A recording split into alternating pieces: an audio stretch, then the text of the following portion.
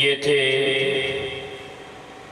پیر طریقت رہبر شریعت پیر حضرت پیر علامہ شمس العارفین صاحب دربار عالیہ نیاریہ شریف، جو بڑے خوبصورت انداز میں عشق مصطفیٰ کریم صلی اللہ علیہ وسلم کے بارے میں ہمیں بتلا رہے تھے۔ مورخہ 25 اپریل بروز سوموار یعنی کل جامع مسجد سیدنا علی رضی اللہ عنہ آڑا جٹا میں ادب مصطفیٰ کریم صلی اللہ علیہ وسلم کانفرنس ہو رہی ہے، جس میں خصوصی خطاب سرمایہ اہل سنت، افتخار اہل سنت، فخر اہل سنت، مجاہد اہل سنت جناب پیرزادہ علامہ محمد رضا ثاقب مصطفی صاحب زیدہ مجدہ آپ کا ہوگا۔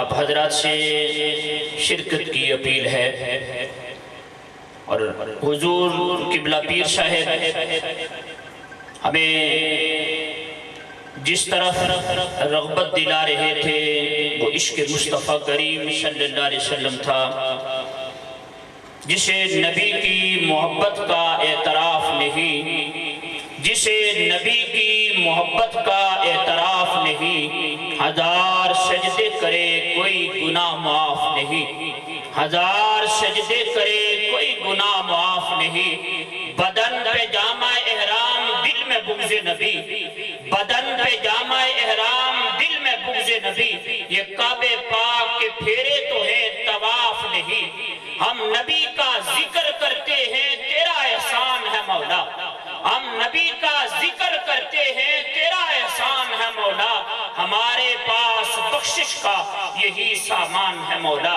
اب میں بلا تاخیر دعوت خطاب دینے جا رہا ہوں سرمایہ اہل سنت، افتخار اہل سنت، فخر اہل سنت، مجاہد اہل سنت، عالمی مبلغ اسلام، نامور شخصیت حضرت علامہ عالم نبیل فاضل الجلیل حضرت علامہ پیرزادہ محمد رضا ثاقب مصطفی صاحب مدد اللہ العالی میں امیر اعلیٰ ادارت المصطفیٰ گجرانوالہ پاکستان میں آپ کو خطاب کی دعوت دینے سے پہلے آپ سے زور اپیل کرتا ہوں کہ آپ عاشقان مصطفیٰ کریم صلی اللہ علیہ وسلم عشق مصطفیٰ صلی اللہ علیہ وسلم کا ثبوت دیں اور پرزور نعروں کی گونج میں آپ کا استقبال کریں۔ نعرہ تکبیر، نعرہ تکبیر۔ غازی محمد ممتاز قادری نے جس نعرے کو بلند کرنے کے لیے، جس نام کو بلند کرنے کے لیے، جس نام کی لاج رکھنے کے لیے، جس نام کی عظمت کو بلند کرنے کے لیے نہ جان کی پرواہ کی، نہ مال کی پرواہ کی، نہ عزت کی پرواہ کی، نہ آبرو کی پرواہ کی، نہ اس کرسی کی پرواہ کی، نہ اولاد کی پرواہ کی، نہ والدین کی پرواہ کی، گرامی قدر آپ بھی اسی نعرے کو بلند کرنے کے لیے نعرہ لگائیں۔ نعرہ تکبیر، نعرہ تکبیر، نعرہ رسالت، نعرہ رسالت۔ حضرت علامہ جو عالمی مبلغ اسلام ہے، ساری دنیا کے اندر ناموس رسالت کے تحفظ کے لیے جاتے ہیں، انہیں پتا چلے کہ سیسے کی سرزمین پر عاشقان مصطفیٰ بستے ہیں۔ نعرہ رسالت، نعرہ رسالت۔ حضرت علامہ مولانا رضا ثاقب مصطفی صاحب، میں ان سے ملتمس ہوں کہ آپ اسٹیج پر کرسی پر تشریف لائیں اور اپنے خیالات عالیہ سے ہمیں محسوس فرمائیں۔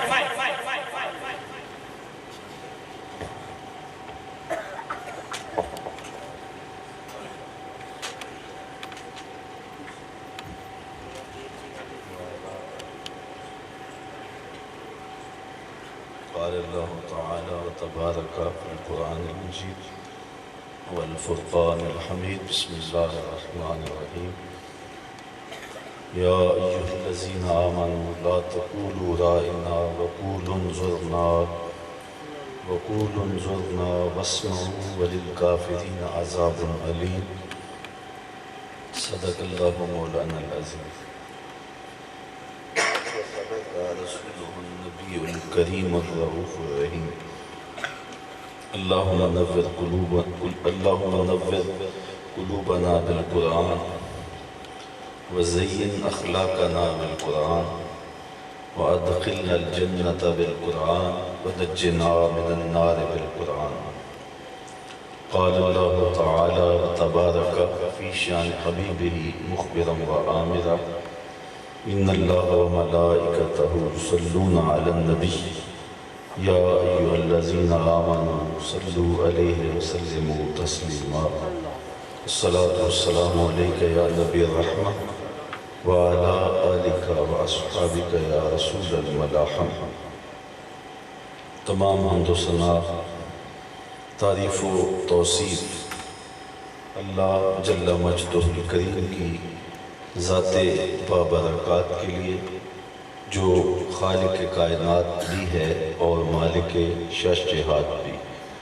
اللہ جل وعلا کی حمد و ثنا کے بعد رسول رحمت شفیع معظم نبی محتشم اللہ کے پیارے امت کے سہارے رب کے محبوب دانائے غیوب مالک رقاب امم فخر عرب و عجم والی کون و مکان سیاہ لا مکان سید انس و جان سرور لالا رخاں نیر تاباں سر نشین مہوشاں ماہی خوباں شہنشاہ حسینہ تتمہ دوراں سر خیل زہرہ جمالا جلوہ صبح ازل نور ذات لم یزل باعث تکوین عالم فخر آدم و بنی آدم نیر بطحا رازدار ما اوحا شاہد ما طغا صاحب علم نشرہ معصوم آمنہ احمد مجتبہ حضرت محمد مصطفیٰ صلی اللہ علیہ وآلہ وسلم کے حضور ناز میں اپنی عقیدتوں ارادتوں اور محبتوں کا خراج پیش کرنے کے بعد صدر مجلس حاضر عالی مرتبت ذی وقار علماء کرام منتظمین حضرات سامعین السلام علیکم ورحمۃ اللہ وبرکاتہ. مجھ سے قبل دربار عالیہ بحرین شریف کے صاحب زادے عالی مرتبت پیر شمس الرحمن صاحب زیدہ مجدہ اپنے خطاب سے آپ کو نواز رہے تھے اور بڑی بامقصد باتیں انہوں نے آپ سے ارشاد کی. وقت کے دامن میں جتنی گنجائش ہے میں تھوڑے وقت کے لیے چند باتیں آپ کے سامنے رکھ کے اجازت چاہوں گا. اللہ تعالیٰ میری زبان پر بھی بامقصد باتیں جاری فرمائے. میں نے جو کلمات تلاوت کیے ہیں ان میں اہل ایمان کو حضور علیہ السلام کی بارگاہ میں گفتگو کرنے کا سلیقہ بتایا جا رہا ہے. ہوتا یہ تھا کہ جب حضور علیہ السلام گفتگو کرتے تو انداز تکلم اتنا سادہ دل نشین شستہ اور سہل ہوتا کہ ام المومنین سیدہ عائشہ رضی اللہ تعالی عنہا فرماتی ہیں حضور کے لفظوں کو اگر کوئی گننا چاہتا تو گن بھی سکتا تھا. حضور ثقیل گفتگو نہیں فرماتے تھے. بعض لوگوں کو عادت ہوتی ہے کہ وہ بھاری بھرکم علمی اصطلاحات اور فنی اصطلاحات بولتے ہیں تاکہ مجمع پہ اپنے علم کا روب جمایا جا سکے. یہ حکمت کے منافی ہوتا ہے. حضور علیہ السلام سادہ انداز میں لوگوں کے فہم کے مطابق بات کرتے تھے. خود فرمایا کلم الناس علی قدر عقولہم، جب بات کرو تو اپنے سامعین کے فہم کے مطابق، ان کے نفسیات کے مطابق بات کرو۔ حضور لمبا خطاب کرنے کی عادت بھی نہیں رکھتے تھے۔ حضرت جابر بن سمرہ رضی اللہ تعالی عنہ فرماتے ہیں، كنت اصلی مع النبی صلی اللہ علیہ وسلم فکانت صلاته قصدا وخطبته قصدا۔ میں حضور کے پیچھے نماز پڑھا کرتا تھا اور حضور کا خطبہ بھی سنتا تھا۔ حضور کی نماز بھی زیادہ لمبی نہیں ہوتی تھی اور خطبہ بھی طویل نہیں ہوتا تھا۔ نماز بھی پڑھاتے تو کمزور لوگوں کا خیال رکھتے، ہاں تنہا نماز پڑھتے تو پھر سجدے بھی طویل ہوتے، قیام بھی طویل ہوتا، بلکہ رب نے کہا اے چادر اوڑھنے والے ساری رات جاگا نہ کر، کبھی سو بھی لیا کر۔ لیکن جب حضور انفرادی اجتماعی نماز پڑھاتے، لوگوں کو پڑھا رہے ہوتے تو پھر لوگوں میں سے کمزوروں کا خیال رکھا کرتے۔ اسی طرح گفتگو بھی جب ارشاد فرماتے تو حضور کی گفتگو طویل نہیں ہوتی تھی۔ حجۃ الوداع سے اہم موقع کیا ہو سکتا ہے؟ پوری انسانیت کو، قیامت تک آنے والی انسانیت کو منشور حیات دینا تھا، لیکن خطبہ اٹھا کے دیکھ لیں وہ بھی آپ کو طویل نہیں ملے گا۔ حضور علیہ السلام مختصر بات کرنے کے باوجود انتہائی جامعیت کے ساتھ بات کرنے کا مزاج رکھتے تھے۔ یہ اللہ نے ان کو ملکہ عطا کیا تھا، شان دی تھی کہ وہ مختصر ہونے کے باوجود جامع گفتگو کرتے تھے۔ اور یہ کمال ہوتا ہے، لہو خورشید کا ٹپکے اگر ذرے کا جگر چیرے۔ یہ نہیں کہ 3 گھنٹے کے تقریر نتیجہ نکالو تو کچھ بھی نہیں، تھوڑے لفظ ہوں لیکن اگر آپ ان کی تشریحات کرنے بیٹھ جائیں تو صدیاں بیت جائیں۔ حضور نے یہ انداز تکلم اختیار کیا تھا، سل من قطعک وعط من حرمک، کہا جو تجھ سے تعلق توڑے تو اس سے تعلق جوڑ، جو تجھے محروم رکھے تو اس کی جھولیاں بھر دے۔ تو دیکھیے کہ تھوڑے لفظوں میں کتنی بڑی کہانی بیان فرما دی۔ یہ اللہ نے اپنے محبوب کو شان دی تھی، بلکہ خود فرمایا انا افصح العرب، عربوں میں سب سے فصیح میں ہوں، بات کرنے کا جو ڈھب مجھے ہے وہ کسی اور کو نہیں ہے۔ مجھے تو اونچا بولنا پڑ رہا ہے تاکہ آپ تک آواز پہنچے، اور لاؤڈ سپیکر نہ ہو تو یہ آواز آپ تک نہ پہنچ پائے۔ لیکن حضور جب بولتے تھے تو جس طرح قریب والے شخص تک آواز پہنچتی، مجمع کے آخر میں بیٹھے تک بھی ایسے ہی آواز پہنچتی۔ میں تو اوپر بیٹھا ہوں تاکہ آپ کو نظر بھی آؤں، بہت ساری چیزیں باڈی لینگویج سے سمجھ میں آتی ہیں، لیکن حضور کو اس کی بھی ضرورت نہیں تھی۔ وہ حضور کے لیے تقریباً ممبر بچھائے گئے ہیں، لیکن کان رسول اللہ صلی اللہ علیہ وسلم لیس بالطویل الممغد ولا بالکثیر المتردد۔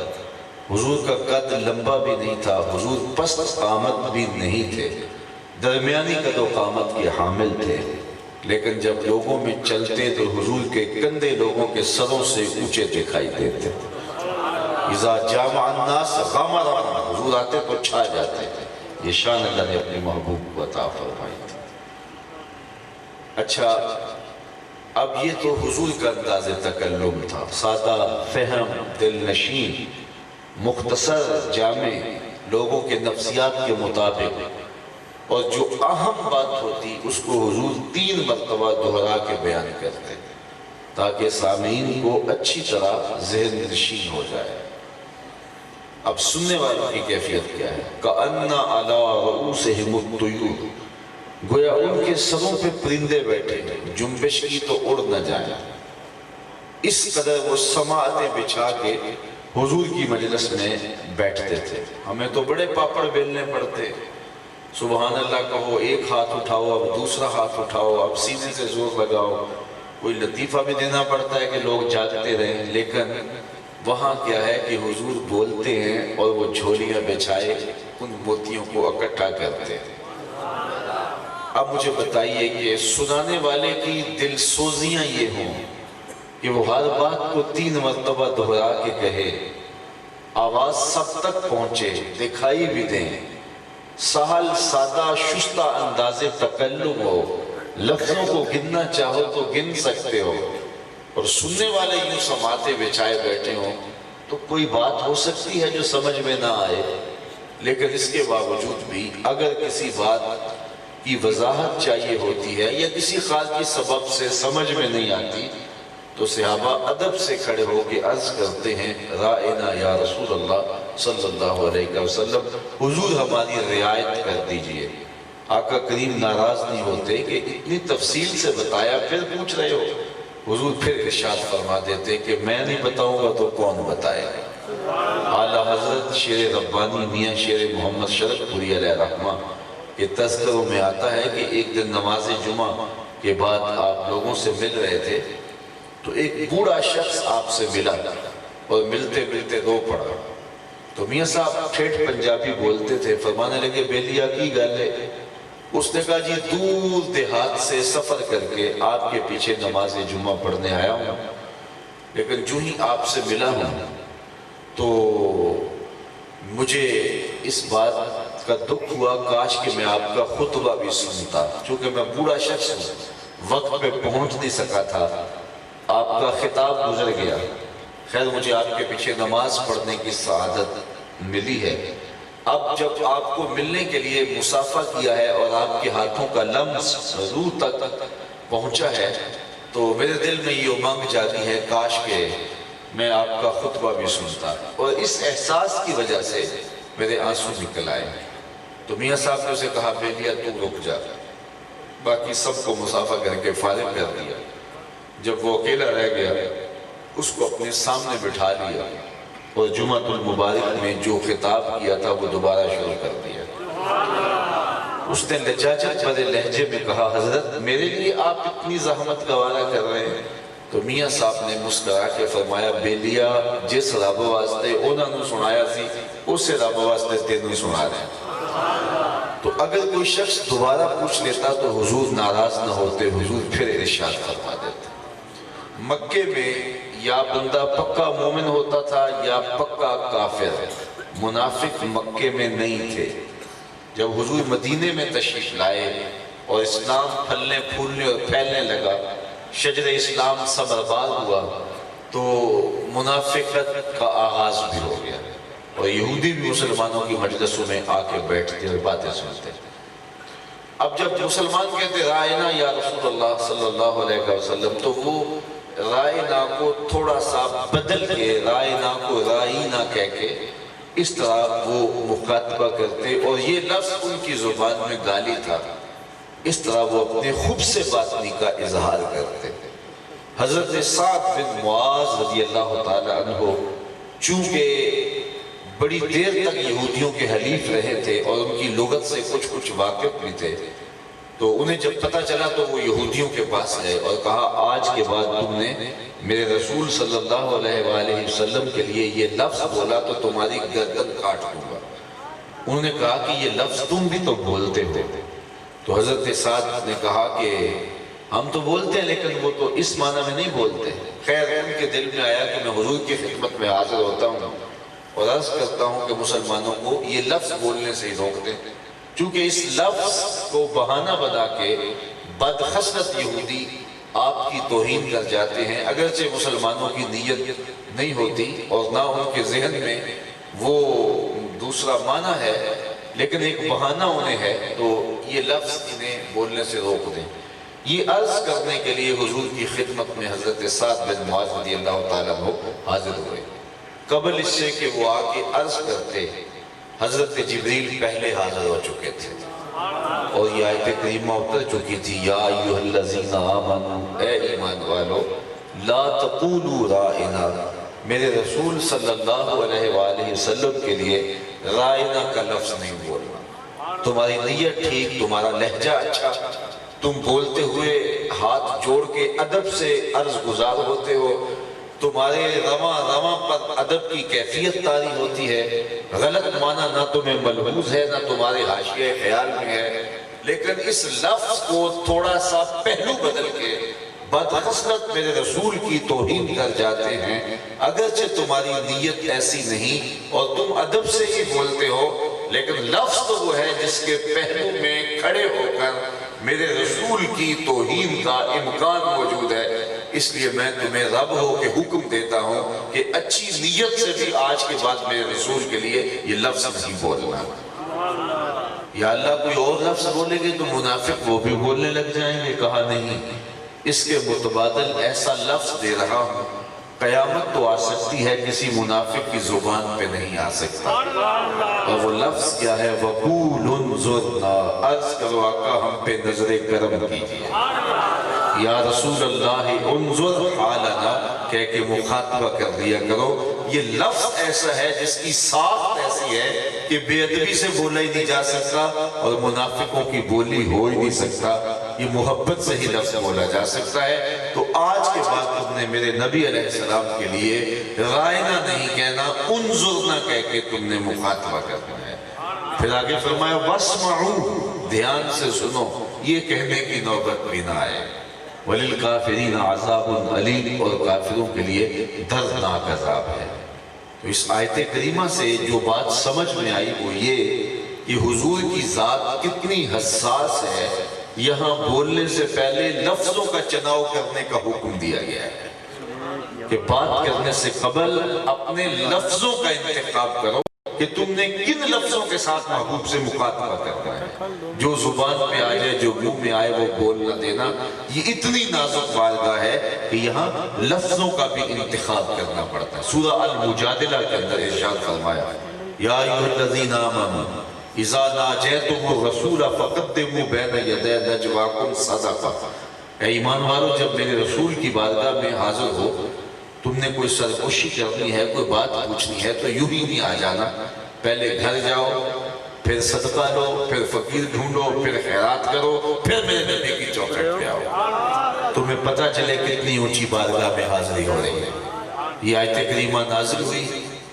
حضرت علی المرتضیٰ رضی اللہ تعالی عنہ نے کچھ سیر جو خیرات کر کے حضور کی خدمت میں حاضری دی.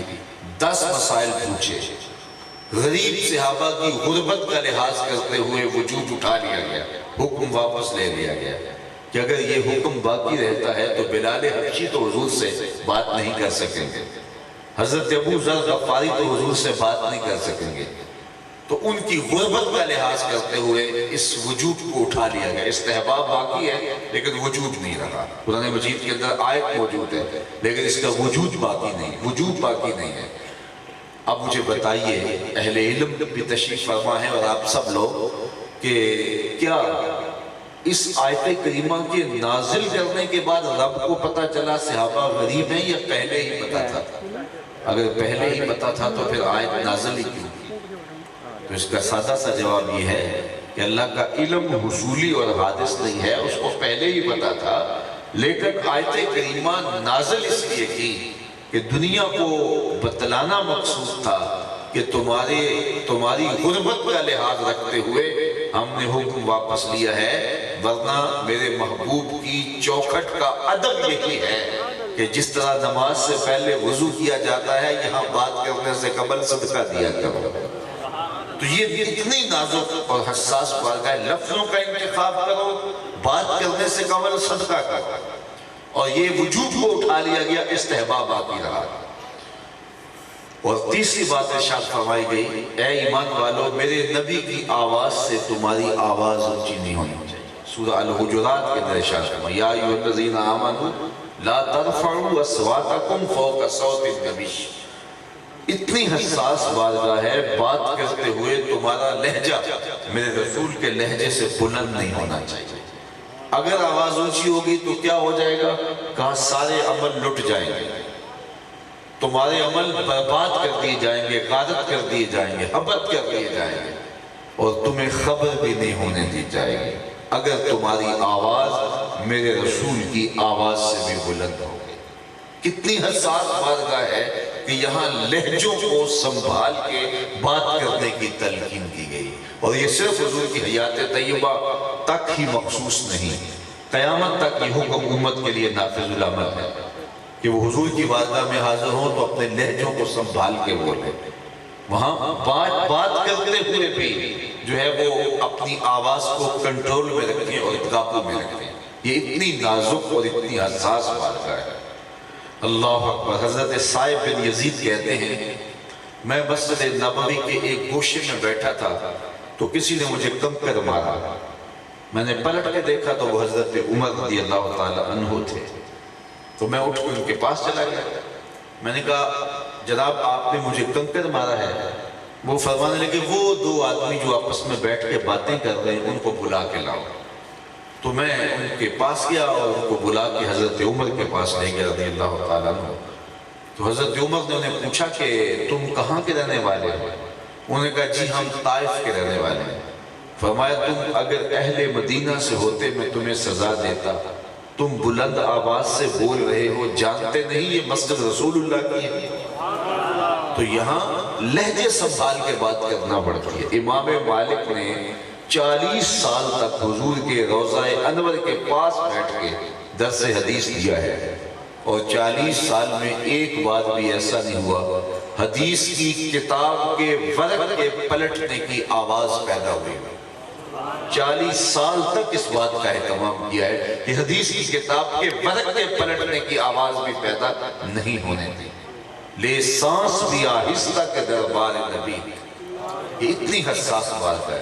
عزت بخاری کا شعر ہے، اقبال نے اپنے کلام میں درج کیا، ادب گاہے زیر آسماں از عرش نازک تر، نفس کن کردہ می آئے جنید و با یزید اینجا۔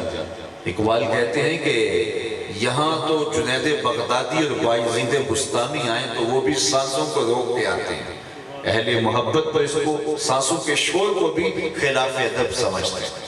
تو یہ اتنی نازک اور اتنی حساس بارگاہ ہے۔ عقیدت مندوں کے روپ دیکھیے، حضور کے ایک صحابی ہیں حضرت اصلح بن شریح رضی اللہ تعالی عنہ، ذمہ داری کیا تھی؟ حضور کی سواری کا کجاوا کستے تھے۔ مختلف صحابہ کو مختلف ڈیوٹیاں دی گئی تھی۔ ایک صحابی حضور علیہ السلام کے نالین اٹھا لیتے تھے، اور جب حضور علیہ السلام جو ہے وہ تشریف فرما ہوتے تو نالین اٹھائے رکھتے، جب حضور نے چلنا ہوتا تو پیش کرتے تھے۔ انہیں کہا گیا صاحب النالین، حضور کے جوڑے اٹھانے والے۔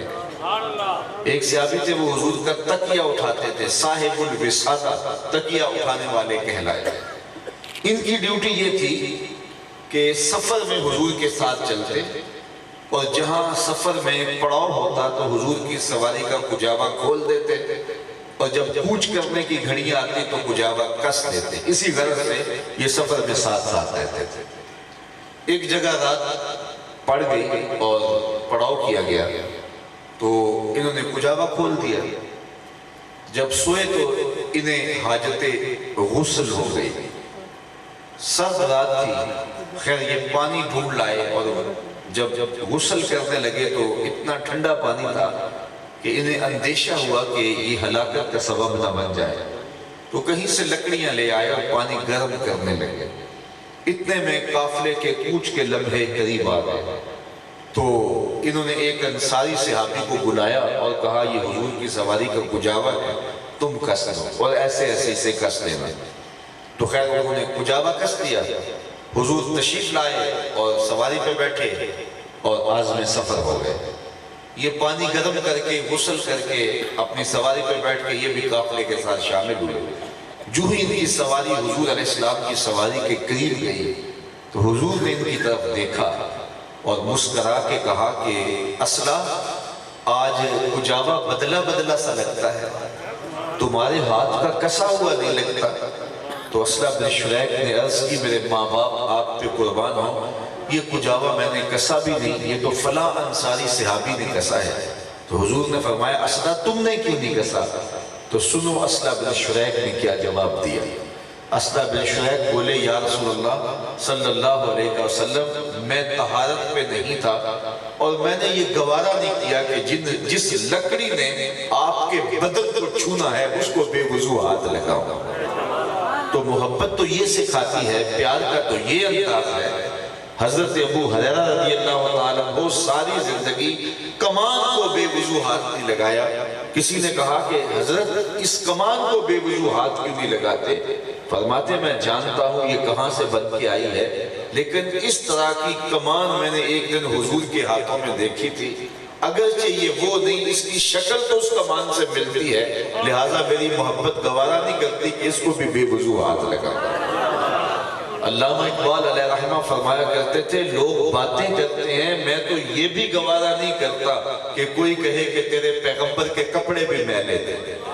تو جب محبت ہمیں اس قدر محبوب کے لیے ادب اور عقیدت کے رنگ سے کھاتی ہے، تو ایک ایسی ملعونہ جسے عدالت کی جانب سے سزائے موت سنا دی گئی ہو، اور پھر سٹنگ گورنر جا کے اس کی جیل میں پریس کانفرنس کرے اور کہے کہ تجھے میں جیل سے باہر لاؤں گا اور ہر میسر وسیلہ استعمال کروں گا، اور پھر 295 جو ناموس رسالت کا قانون ہے اس کے بارے میں زبان درازی کرتے ہوئے کہے کہ میں اس کو بھی ختم کرواؤں گا اس لیے کہ یہ کالا قانون ہے، اور پھر اس کے خلاف جب چارہ جوئی کی جائے اور عدالت میں جو ہے وہ تھانے میں جب پرچہ درج کروانے کے لیے جو ہے وہ لوگ جائیں تو کہا جائے کہ جناب گورنر کو استثناء حاصل ہے، پرچہ درج نہ ہو، قانون خاموش ہو، عدالتیں گنگ ہوں، اور حکومت وقت بھی اپنے گورنر کو لگام نہ دے رہی ہو، اور پھر اس موقع پہ آ جا کے ایک علماء کا فتویٰ تھا جو حرکت میں آیا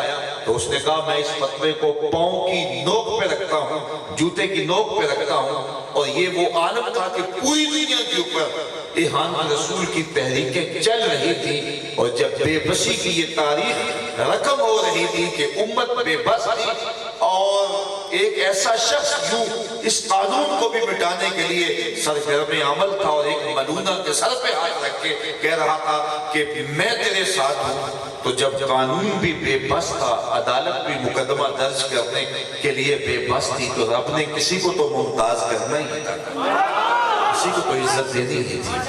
تو یہ ایک الوہی انتظام ہے، اور یہ اللہ کی طرف سے ایک انتظام ہے، وہ جس کو چاہے اپنے رسول کی ناموس کے لیے منتخب کر دیتا ہے۔ دنیا کے اوپر کتنے لوگ آئے چلے گئے، آج ان کا نام بھی باقی نہیں ہے، لیکن وہ ایک گمنام سپاہی، وہ عزت اسے ملی کہ ہفت اقلیم کے شہنشاہ کو وہ وقار نہیں ملا جو اس فقیر کو نصیب ہوا۔ آپ اگر مجھے پوچھیں کہ جنت کا مختصر ترین راستہ کیا ہے، شارٹ کٹ راستہ کیا ہے، تو میں کہوں گا ناموس رسالت پہ قربان ہو جاتا۔ جب غازی علم الدین کا جنازہ اٹھا تو وہ میڈیا کا زمانہ نہیں تھا، میڈیا ہوتا بھی تو بلیک آؤٹ کرتا، تو 6 لاکھ لوگ اس فقیر کے جنازے میں آئے۔ اس زمانے کے اندر امیر ملت پیر سید جماعت علی شاہ علیہ رحمہ جنازہ پڑھنے کے لیے جا رہے تھے تو گردن جھکی ہوئی تھی اور آنکھوں میں آنسو تھے، اور پھر آپ نے ایک تاریخی جملہ کہا، لوگوں میں نے بڑے بڑے بادشاہوں کی کہانیاں پڑھی ہیں، میرے دل میں یہ کبھی امنگ نہیں جاگی کہ فلاں بادشاہ میں ہوتا، فقیر خود شہنشاہ ہوتا ہے۔ کہا میں نے بڑے بڑے پہلوانوں کے قصے پڑھے ہیں، لیکن میرے دل میں یہ امنگ کبھی نہیں جاگی کہ فلاں پہلوان میں ہوتا۔ پھر فرمانے لگے ہاں میں نے بڑے ولیوں کے قصے پڑھے ہیں، میرے دل میں یہ آرزو بھی کبھی پیدا نہیں ہوئی کہ فلاں ولی میں ہوتا۔ آج دل میں رہ کے خیال آ رہا ہے کاش آج اس چارپائی پہ جو ہے وہ علم الدین کی بجائے جماعت علی شاہ ہوتا۔ اور جب لحد میں اتارا تو علامہ اقبال علیہ رحمہ خود لحد میں اترے اور کفن کی تنیاں کھولی، تو اقبال نے ایک جو ہے وہ تاریخ ساز جملہ کہا غازی تیرا کام ہم نے کیا ہے۔ غازی کی وصیت تھی کہ مجھے میانی صاحب لاہور میں دفن کیا جائے، نقص عمل کا بہانہ بنا کے میاں والی کے لاوارث قبرستان میں دفن کر دیا گیا۔ پھر باقاعدہ تحریک اٹھی، سر محمد شفیع، علامہ اقبال علیہ رحمہ اور محمد حسین مالودہ، اس طرح کے لوگ جو ہیں اس تحریک کے سرخیل تھے، اور انہوں نے باقاعدہ ایک تحریک کھڑی کی اور کامیاب ہوئی۔ اور پھر میاں والی میں جو ہے وہ غازی صاحب کی قبر کشائی تھی۔ میاں والی کے لوگ کہتے ہیں جب قبر کھلی تو پورا میاں والی خوشبوؤں سے مہکنے لگا۔ وہاں سے بجریہ ٹرین غازی کا جسد اطہر لاہور لایا گیا۔ جب لحد میں اتارا تو اقبال لحد میں اترے اور کہا غازی جو تیری نصیحت تھی وہ ہم نے پوری کر دی کہ لاہور دفن کرنا ہے، میانی صاحب قبر میں دفن کرنا ہے، تو تیری نصیحت ہم نے پوری کر دی، اب ایک کام تو اقبال کا کرنا، اور وہ یہ کہ جب لاحق میں رسول اللہ آئے اقبال کا سلام پیش کر، اور جب باہر اقبال نکل رہے تھے تو آنکھوں میں آنسو تھے اور ہاتھ مل رہے تھے، اور یہ تاریخی جملہ آپ نے کہا کہ لوگوں اسی گلیں کرتے رہ گئے تو ترکھانہ دا منڈا بازی رہ گیا۔ میں نے خود عامر چیمہ شہید کے جنازے پہ وہ مناظر دیکھے ہیں کہ آج تک نگاہوں سے وہ ہٹتے نہیں۔ جب تدفین ہو رہی تھی تو میں نے ایک سید زادے کو ان کی قبر کی پینٹی پہ کھڑے ہو کے سسکیاں لے کے روتے ہوئے دیکھا، اور وہ یہ کہہ رہا تھا ربا میں تیرے نہیں کہتا میں نے عامر چیمہ بنا دے، میں تو یہ کہتا ہوں اس کے قدموں کی خاک ہی بنا دے۔ اور حضرت غازی ممتاز کا جب جنازہ اٹھا کیا پاک پن تھا، جب جنازہ آیا تو لگتا تھا کسی دولہے کی بارات آ رہی ہے، اور بڑے بڑے لوگ اور اہل نظر، اہل مسند اور شیوخ الحدیث اور بڑے بڑے پیران عظام اپنی ساری عزتیں جو ہے وہ نچھاور کرنے کے لیے جو ہے وہ آگے بڑھ رہے تھے، اور کیا تکریم اس گمنام سپاہی کو ملی اور کس طرح دولہا بن کے گیا۔ مجھے اعلیٰ حضرت گولڑوی علیہ رحمہ کا ایک پسند فرمودہ شعر وہاں رہ رہ کے یاد آیا، اور میں نے وہاں وہ شعر پڑھا بھی۔ لیے پھرتی ہے بلبل چونچ میں گل، لیے پھرتی ہے بلبل چونچ میں گل، شہید ناز کی تربت کہاں ہے۔ تو سارے لوگ جو ہے وہ اس کے لیے محبت نشاور کر رہے تھے، اور میں کہتا ہوں کہ جو حضور کے نام پہ قربان ہو جائے رب اسے مرنے نہیں دیتا ہے۔ اقبال کے سارے کلام کا رس نچوڑو تو خلاصہ یہ نکلتا ہے کہ محمد سے وفا تو نے تو ہم تیرے ہیں، یہ جہاں چیز ہے کیا لوح و قلم تیرے ہیں۔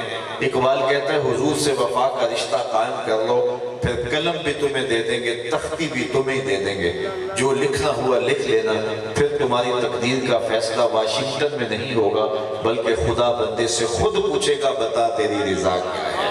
لیکن شرط یہ ہے کہ وفا کا رشتہ رسول اللہ صلی اللہ علیہ وآلہ وسلم کے ساتھ مستحکم ہو جائے۔ غازی نے شہادت کا جام نوش کر کے انمٹ نکوچ چھوڑے، اور ناموس رسالت کا قانون کئی سالوں کے لیے وہ محفوظ کر گیا، اور اس نے اپنے پیچھے ایک کھیت چھوڑا جو ہے سر کٹانے والوں کا، اور ہم کچھ کر پائیں یا نہ کر پائیں، ہم جو ہے وہ کتنی زوردار تحریک اٹھا سکتے ہیں یا نہیں اٹھا سکتے، ہم کیا اس نازک اور حساس موقع پر بھی باہم جڑ کے بیٹھ سکتے ہیں یا نہیں بیٹھ سکتے، ہماری صفوں میں اتحاد ہو سکتا ہے یا نہیں ہو سکتا، یہ سوال سارے بات کے ہیں۔ غازی نے اس کاز کے لیے قربانی دے کر کے حضور کی ناموس کے حوالے سے جو خدمات دی ہیں، اب جو بھی زبان کھولے گا اس کی گردن کاٹ کے رکھ دی جائے، اور اس نے ایک ایسا گروہ عاشقہ چھوڑ دیا ہے اور سینوں کے اندر مچلتے ہوئے دل اور محبتوں کا ایک جہاں آباد کر دیا ہے کہ حضور علیہ السلام کی ناموس کے لیے اگرچہ امت نے کبھی بھی حضور علیہ السلام کی توہین کو برداشت نہیں کیا، ہم کمزور ہو سکتے ہیں، عملی طور پہ کوتاہیوں کا شکار ہو سکتے ہیں، اور ہمیشہ مغرب کو بھول ہوئی اور اس نے حکمرانوں کے روح کے اندر عوام کا چہرہ دیکھنے کی کوشش کی۔ ہمارے حکمران بے غیرت ہو سکتے ہیں، لیکن یہ بات ذہن میں رکھیں کہ حضور کے نام پہ اپنا سب کچھ قربان کر دینا یہ امت کی سعادت مندی رہی ہے۔ لوگ تو آکسیجن سے سانس لیتے ہیں اور عاشقان رسول حضور علیہ السلام کی محبت سے سانس لیتے ہیں، اور اپنا سب سے چھاور کرنے کے بعد بھی پھر بھی یہی کہتے دکھائی دیتے ہیں، کروں تیرے نام پہ جاں فدا، نہ بس ایک جاں دو جہاں فدا، دو جہاں سے بھی نہیں جی بھرا، کیا کروں کروڑوں جہاں نہیں۔ غازی صاحب نے تو اپنی جان وار کر کے جو مشن تھا وہ پورا کیا، اور وہ سرخروئی بابرادی کے راستے پہ گامزن ہو گئے۔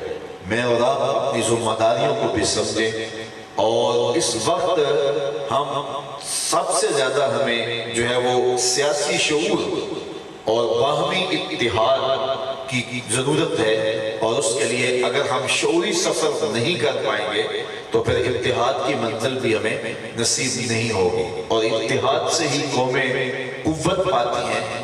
جو قومیں منتشر ہوتی ہیں وہ ہزار وسائل کے باوجود ذلیل و رسوا ہو جاتی ہیں، اور جو قومیں متحد ہوتی ہیں وہ وسائل کی کامیابی کے باوجود بھی عروج اور پاک پا لیتی ہیں۔ میں اور آپ اپنے رویے، اپنے انداز زندگی پر غور کریں اور اپنی گفتگو پر بھی ضرور غور کریں، اور ہم اس حوالے سے اپنے کردار پر بھی توجہ کریں کہ ہم اس حوالے سے کیا کر رہے ہیں۔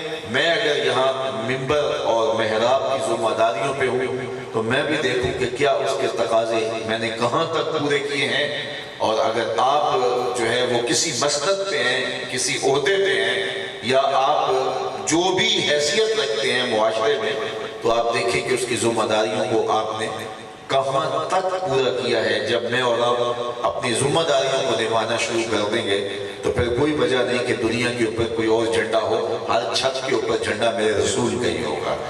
اور یہ بات ذہن میں رکھیں کہ بالآخر اسلام نے ہی غالب ہونا ہے۔ اسلام غالب ہونے کے لیے ہے، مغلوب ہونے کے لیے نہیں ہے۔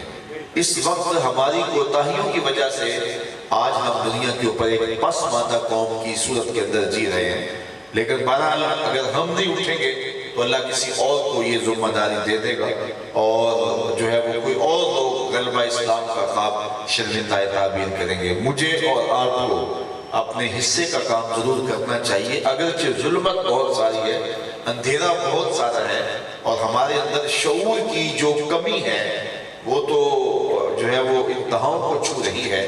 قومیں جب علم سے دور ہو جاتی ہیں اور جہالت کو درہ بنا لیتی ہیں تو پھر قوموں کا خدا ہی حافظ ہوتا ہے۔ اس وقت یقیناً ہماری حالت وہ جو اقبال نے کہا تھا، دیکھ مسجد میں شکست رشتہ تسبیح شہ، اور بدھ گدے میں برہمن کی پختہ زناری بھی دیکھ، اور کافروں کی مسلم آئینی کا بھی نظارہ کر، اور مسلموں کی مسلم آزاری بھی دیکھ۔ ہم ایک دوسرے کو پھاڑ رہے ہیں، چیر رہے ہیں، اور ایک دوسرے کی پگڑیاں اچھالنے پہ لگے ہوئے ہیں۔ اس کا نتیجہ بڑا بھیانک ہے، اس کا نتیجہ بڑا خطرناک ہے۔ ہم اپنی صفوں کے اندر سنجیدگی بھی قائم کریں، اپنی صفوں کے اندر اتحاد بھی قائم کریں، اور شعوری سفر کر کے ہم آگے بڑھیں۔ نوجوان نسل کے مسائل کو بھی ہم سمجھیں کہ وہ ہم سے دلیل مانگتی ہے، اور ان کے دلائل، اور چونکہ وہ جن لوگوں کے ساتھ رہ رہے ہیں، اس وقت یہ وطن، یہ ملک لبرلزم کی طرف بڑھ رہا ہے اور بڑی تیزی کے ساتھ بڑھ رہا ہے۔ بیکن ہاؤس یونیورسٹی کے اندر جو کچھ ہوا آپ نے سب کچھ سنا ہوگا، تو کیا ہم اس کے متحمل ہو سکتے ہیں؟ تو یہ کیوں ہو رہا ہے، اس پر ہمیں ضرور غور کرنا چاہیے۔ کیا ممبر و محراب کی ذمہ داریاں ہم پوری نہیں کر سکے، اور جو ہماری ذمہ داریاں تھیں اور جو ہم نے لوگوں تک میسج دینا تھا اس کو صحیح انداز سے نہیں پہنچا سکے؟ ایک دوسرا رویہ یہ ہے کہ آج اگر کوئی آپ کی گفتگو پر اور آپ کے انداز تکلم پر بات کرتا ہے یا اس کو سمجھ نہیں آتی ہے، تو پھر آج کل تو یہ سوشل میڈیا کا دور ہے، تو یہ آپ بھی دیکھتے ہیں اور میں بھی جو ہے وہ یہاں اس پہ نظر رکھے ہوئے ہوں، تو پھر نیچے گالیاں شروع ہو جاتی ہیں، اور العیاذ باللہ اتنی غلیظ اور اتنی گندی گالیاں دے رہے ہوتے ہیں کہ وہ شخص اگر غلط فہمی کی وجہ سے بھی کوئی سوال کر رہا ہے یا اس کے اندر لبرلزم کے کچھ جراثیم موجود بھی ہیں، تو پھر گالیاں دے کر ہم اس کو بالکل دھکا دے کے اس کنویں میں پھینک کے آتے ہیں تاکہ وہ ساری زندگی اسلام سے نفرت کرنے لگ جائے۔ یہ اہل ایمان کا کبھی رویہ نہیں رہا اور کبھی یہ طریقہ نہیں رہا۔ وہ لوگ قابل ترس ہیں، ان کو دلیل سے سمجھاؤ اور ان سے بات کرو دلیل کے ساتھ، نہ یہ ہے کہ ان کو گالیاں دینا شروع کر دو اور وہ تمہارے رویے سے تنگ ہو کر کے یہ اسلام کا مزاج سمجھ بیٹھے، حالانکہ اسلام کا یہ مزاج نہیں ہے۔ تو یہ مزاج کسی شخص کا ذاتی ہو سکتا ہے، بالخصوص سوشل میڈیا پہ وہ لوگ آ بیٹھے ہیں جو پہلے وہ کبھی وہ ٹائلٹ کے اندر اور واش روم کے اندر وہ گندگی اور غلاظت بھری باتیں لکھا کرتے تھے، اب ان کے ہاتھ میں یہ سوشل میڈیا آ گیا ہے اور وہی گند وہ یہاں لکھ رہے ہیں، اور یہ اسلامی پیجز اور جو ہے وہ اسلامی ذہن کے نام سے یہ سب کچھ ہو رہا ہے، جس سے لبرلزم کو تقویت مل رہی ہے۔ ہم ہر اپنے اٹھنے والے قدم سے پہلے سوچیں کہ میرا یہ قدم کیا اسلام مخالف قوتوں کو یا اسلام کے بارے میں جو غلط فہمی پھیلائی گئی ہے اس کا جو لوگ شکار ہوئے ہیں ان کے لیے جو ہے وہ تقویت کا سبب تو نہیں ہوگا۔ ہم نے محبت کے ساتھ، ہم نے پیار کے ساتھ اپنے بکھرنے والے لوگوں کو جوڑنے کی کوشش کرنی ہے۔ ہاں جو اسلام کے دشمن ہیں اور دو ٹوک اسلام کے دشمن ہیں ان کا مقابلہ تو بالآخر ایک میدان میں ہونا ہی ہے۔ کفر اسلام دو الگ الگ راستے ہیں، لیکن ہم نے اپنے جو ہے شعوری سفر سے کبھی بھی جو ہے وہ انحراف نہیں کرنا۔ باقی کیا ہماری قیادت کا آپس میں اتحاد ہوتا ہے یا نہیں ہوتا، یہ ایک خواب ہے۔ جب سے ہم نے ہوش سنبھالی ہے تب سے ہم یہ خواب دیکھ رہے ہیں، ابھی تک ہمیں تعبیر نہیں ملی۔ اب تو لوگ ہمیں بھی کہنے لگے ہیں کہ جناب آپ کچھ کریں، تو میں کہتا ہوں میں تو بہت چھوٹا شخص ہوں، تو میری کون سنے گا اور میں اس حوالے سے کیا کر سکتا ہوں۔ لیکن بہرحال جو ذمہ داریاں ہیں اس سے ہم غافل نہیں ہوں گے، اور انشاءاللہ اس کے لیے اپنا کردار اگر کہیں مؤثر ہوا تو ضرور ادا کریں گے۔ لیکن اگر نہیں بھی ہوتا تو آپ کا قائد گنبد خضرا کا مکین ہے۔ وال نے کہا تھا میرے کارواں ہے میرے حجاز اپنا، اس نام سے باقی ہے آرام جاں ہمارا۔ تو شاید اقبال نے ان حالات کو، آنے والے حالات کو محسوس کیا تھا، تو اس لیے ہماری قیادت جو ہے وہ اگر ملکی سطح پہ یا عالم اسلام کی سطح پہ اس وقت یقیناً ہم بے امام ہیں اور ہم قیادت سے محروم ہیں، تو ایسا شخص اللہ پیدا کر دے گا، اور اس کے لیے کوئی مشکل نہیں۔ جب قومیں یکسو ہو جاتی ہیں تو اللہ تعالیٰ 18 سال کا یا 17 سال کا سلطان محمد پیدا کر دیتا ہے، جو پھر ایسا کارنامہ کرتا ہے کہ دنیا دیکھتی رہ جاتی ہے۔ فطرت خود بخود لالے کی حنا بندی کرنا جانتی ہے، یہ اللہ تعالیٰ کا نظام ہے۔ تو اس لیے ہم اپنی صفوں کو یکسو کریں اور شعوری سفر کو جو ہے وہ طے کریں، اور اپنی زندگی حضور علیہ السلام کے نام لگا دیں، اور اپنے شب و روز اسلام کے لیے وقف کر دیں۔ یہ تھوڑی سی زندگی کی مہلت ہے، یہ خواب ٹوٹ جائے گا، بالآخر ہم آغوش موت میں جانا ہے۔ قبل اس سے کہ منہ ڈھانپ کے قبر کی طرف بڑھ رہے ہوں، آج تو کھلا منہ ہے اور کھلے منہ سے اس کی چوکھٹ پہ حاضر ہوں۔ پھر جو لوگ اٹھا کے لے جا رہے ہوں گے تو بہتر نہیں ہے خود اپنے قدموں سے چل کے اس کی دہلیز پہ آئے۔ زیادہ وقت بیت گیا ہے، جو وقت باقی ہے اس کو غنیمت سمجھیں۔ کہتے ہیں وقت ضائع نہیں ہوتا، کسی اور کے کام آ جاتا ہے، تو ہمارا اوروں کے وقت کام آ گیا، اور ہم نے اپنے آپ کو اور اپنے وقت کو منظم نہیں کیا، مینج نہیں کیا۔ بلکہ آپ اگر ناراض نہ ہو تو ہماری مجالس اور ہماری محافل سے ایک تحریک اٹھائی جا سکتی ہے۔ یہ محفل میلاد جو ہے، میں سمجھتا ہوں کہ محفل میلاد سے امت کو کھڑا کیا جا سکتا ہے۔ یہ اتنی بڑی قوت ہے، اتنی بڑی طاقت ہے، لیکن ہم آج تک اس سے فوائد حاصل نہ کر سکے، اور ہم نے کبھی یہ تجزیہ نہیں کیا کہ 5 لاکھ 10 لاکھ روپیہ لگا کے ہم نے محفل نعت کی، محفل میلاد کی، تو اس سے ہمیں کیا فائدہ ہوا؟ کیا کوئی نمازی بڑھا؟ اس سے ہمارے عقائد میں پختگی آئی؟ کیا ہوا؟ تو ہم جب دیکھتے ہیں تو ہمارے کھاتے کے اندر جو ہے وہ کچھ بھی نہیں آتا، اور نعت خانوں کے کھاتے کے اندر لاکھوں روپے چلے جاتے ہیں، ان کے پیٹرول پمپ لگ رہے ہیں، اور وہ دن رات جو ہے وہ امیر سے امیر تر ہو رہے ہیں، اور وہ لوگ مسلک کو انہوں نے دیا کیا ہے اور فوائد کیا دیے ہیں۔ تو اس پر ہم نے غور کرنا ہے۔ ان محافل سے ہم امت کو کھڑا کر سکتے ہیں۔ یہ ایک شعوری سفر کے لیے ذہن سازی کا فورم ہے، اور اس سے بہت کچھ حاصل کیا جاتا ہے، لیکن ہم بعض اوقات ساری رات لگا دیتے ہیں اور پھر پلہ جھاڑ کے چلے جاتے ہیں۔ صبح خود سوچنے لگے کہ ہمیں اس مجلس سے ملا کیا ہے، تو بعض اوقات ہماری بسا اوقات زیادہ مجلسیں ہماری اور ہمارے اجتماعات ایسے ہوتے ہیں کہ جہاں سوائے ہجوم کے اور سوائے جو ہے وہ جوش سے نعرے لگانے سے اس کے علاوہ کچھ بھی ہمیں نہیں ملا ہوا ہوتا۔ تو میں اور آپ خود باشعور ہوں اور ایسی مجالس منعقد کریں، ایسے با مقصد لوگوں کو بلائیں جو با مقصد بات کرنے والے ہوں۔ نعت خوانی ہمارا ایمان ہے، نعت خوانی جوہر ایمان ہے۔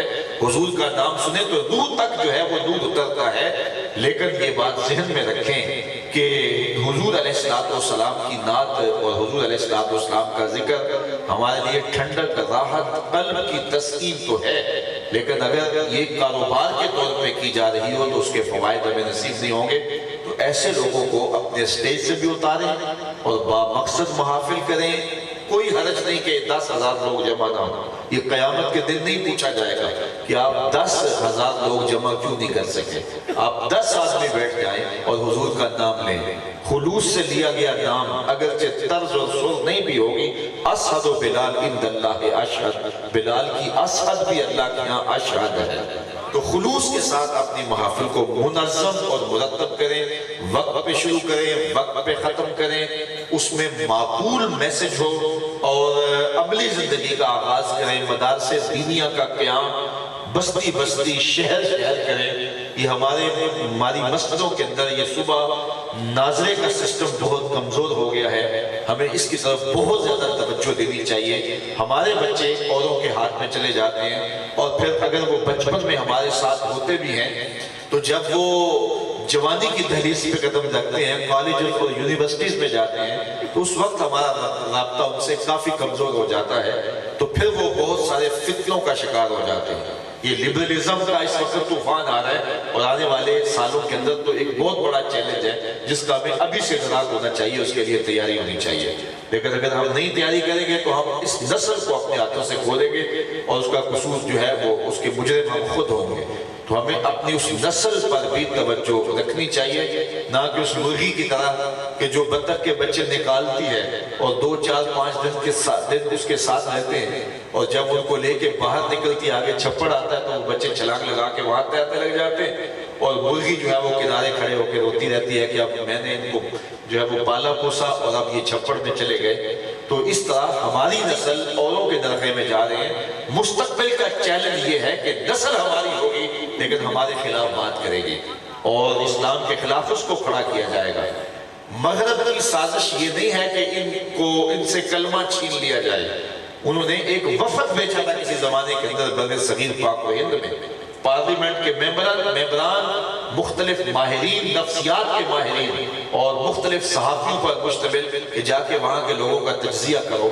تو انہوں نے کہا کہ یہ ضعیف الاعتقاد لوگ ہیں، کمزور لوگ ہیں، اور ان سے ان کا دین تو نہیں چھینا جا سکتا، اور جو ہے وہ کبھی ہو نہیں سکتا، اور ایک وفد بھیجا باقاعدہ ان پر تبلیغ کرنے کے لیے۔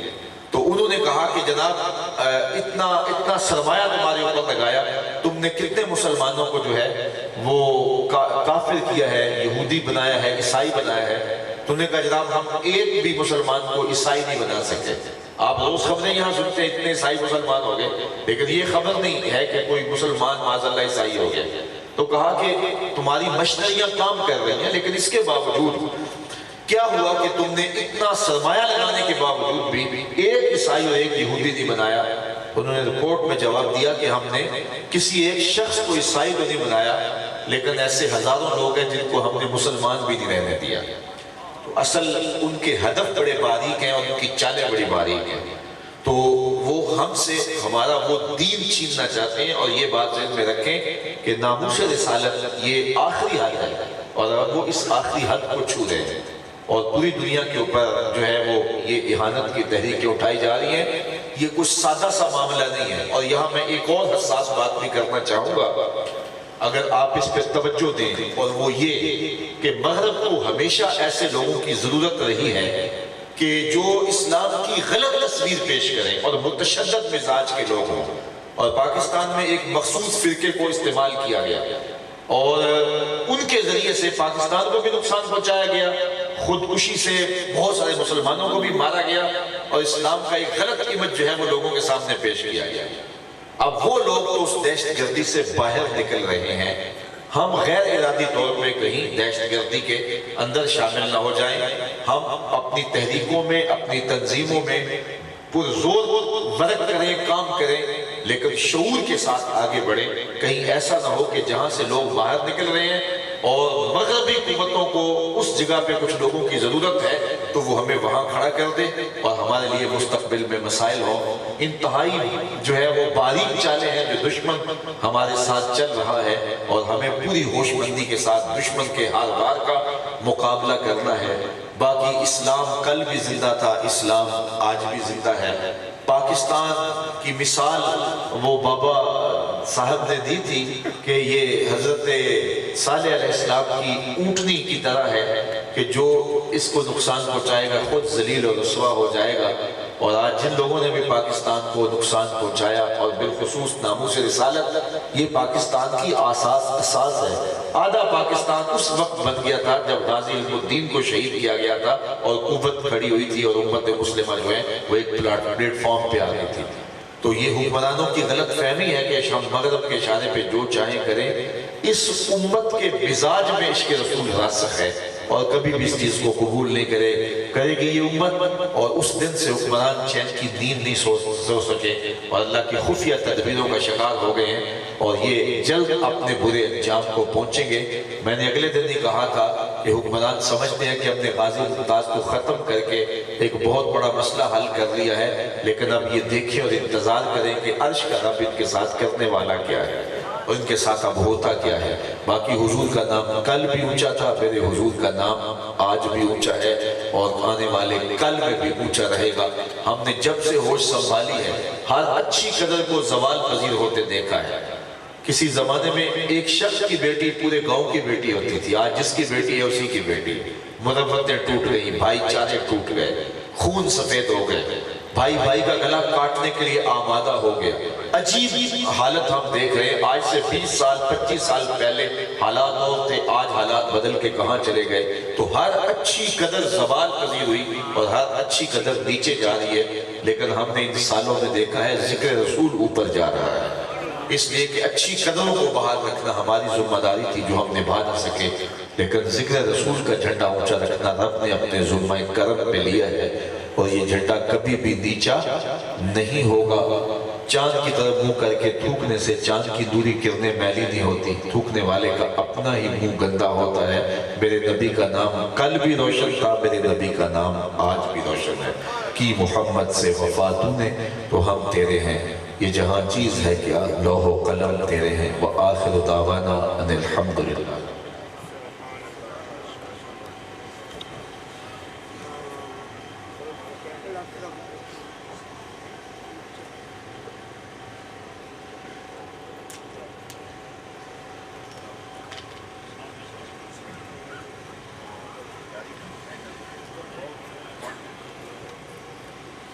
سبھی حضرات کھڑے ہو جائیں، اسلام کے 2 شعر ہوں گے اور اس کے بعد دعا ہوگی.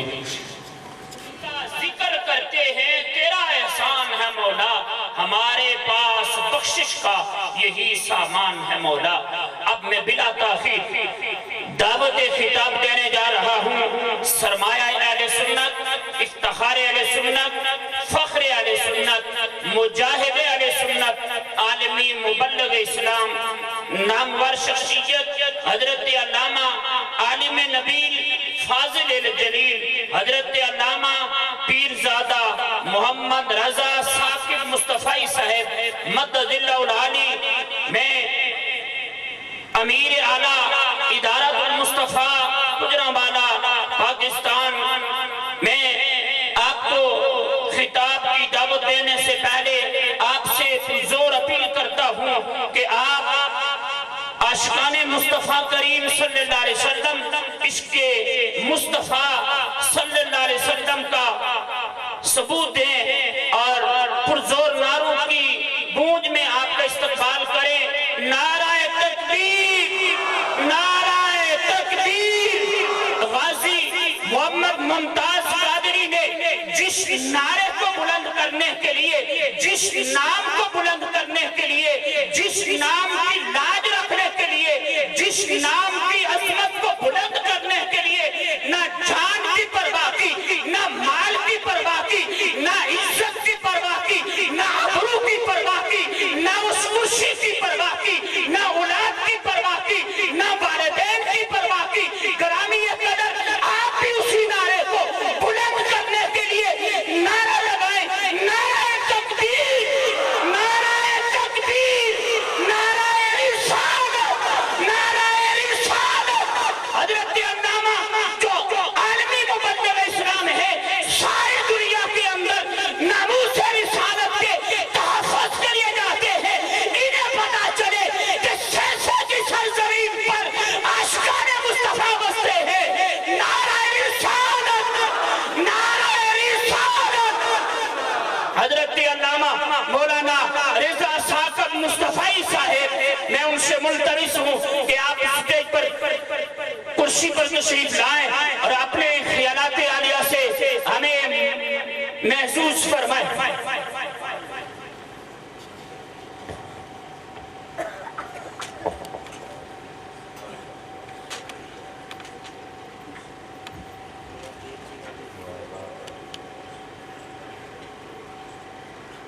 قال الله تعالى وتبارك في القرآن المجيد والفرقان الحميد بسم الله الرحمن الرحيم يا أيها الذين آمنوا لا تقولوا رائنا وقولوا انظرنا واسمعوا وللكافرين عذاب أليم صدق الله مولانا العظيم وصدق رسوله النبي الكريم الرؤوف الرحيم اللهم نور قلوبنا بالقرآن وزين أخلاقنا بالقرآن وأدخلنا الجنة بالقرآن ونجنا من النار بالقرآن. قال الله تعالى وتبارك في شأن حبيبه مخبرا وآمرا إن الله وملائكته يصلون على النبي يا أيها الذين آمنوا صلوا عليه وسلموا تسليما. الصلاة والسلام عليك يا نبي الرحمة وعلى آلك وأصحابك يا رسول الملاحم. تمام حمد و ثنا تعریف و توصیف اللہ جل مجدہ الکریم کی ذات بابرکات کے لیے جو خالق کائنات بھی ہے اور مالک شش جہات بھی. اللہ جل وعلا کی حمد و ثنا کے بعد رسول رحمت شفیع معظم نبی محتشم اللہ کے پیارے امت کے سہارے رب کے محبوب دانائے غیوب مالک رقاب امم فخر عرب و عجم والی کون و مکان سیاہ لا مکان سید انس و جان سرور لالا رخاں نیر تاباں سرنشین مہوشاں ماہی خوباں شہنشاہ حسینہ تتمہ دوراں سرخیل زہرہ جمالا جلوہ صبح ازل نور ذات لم یزل باعث تکوین عالم فخر آدم و بنی آدم نیر بدہا رازدار ما اوحا شاہد ما طغا صاحب علم نشرہ معصوم آمنہ احمد مجتبہ حضرت محمد مصطفیٰ صلی اللہ علیہ وآلہ وسلم کے حضور ناز میں اپنی عقیدتوں ارادتوں اور محبتوں کا خراج پیش کرنے کے بعد صدر مجلس حاضر عالی مرتبت ذی وقار علماء کرام منتظمین حضرات سامعین السلام علیکم ورحمۃ اللہ وبرکاتہ. مجھ سے قبل دربار عالیہ بحیرہ شریف کے صاحب زادے عالی مرتبہ پیر شمس الرحمن صاحب زیدہ مجدہ اپنے خطاب سے آپ کو نواز رہے تھے اور بڑی بامقصد باتیں انہوں نے آپ سے ارشاد کی. وقت کے دامن میں جتنی گنجائش ہے میں تھوڑے وقت کے لیے چند باتیں آپ کے سامنے رکھ کے اجازت چاہوں گا.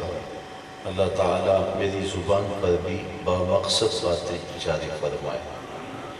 میں نے جو کلمات تلاوت کیے ہیں ان میں اہل ایمان کو حضور علیہ السلام کی بارگاہ میں گفتگو کرنے کا سلیقہ بتایا جا رہا ہے. ہوتا یہ تھا کہ جب حضور علیہ السلام گفتگو کرتے تو انداز تکلم اتنا سادہ دل نشین شستہ اور سہل ہوتا کہ ام المومنین سیدہ عائشہ رضی اللہ تعالی عنہا فرماتی ہیں حضور کے لفظوں کو اگر کوئی گننا چاہتا تو گن بھی سکتا تھا.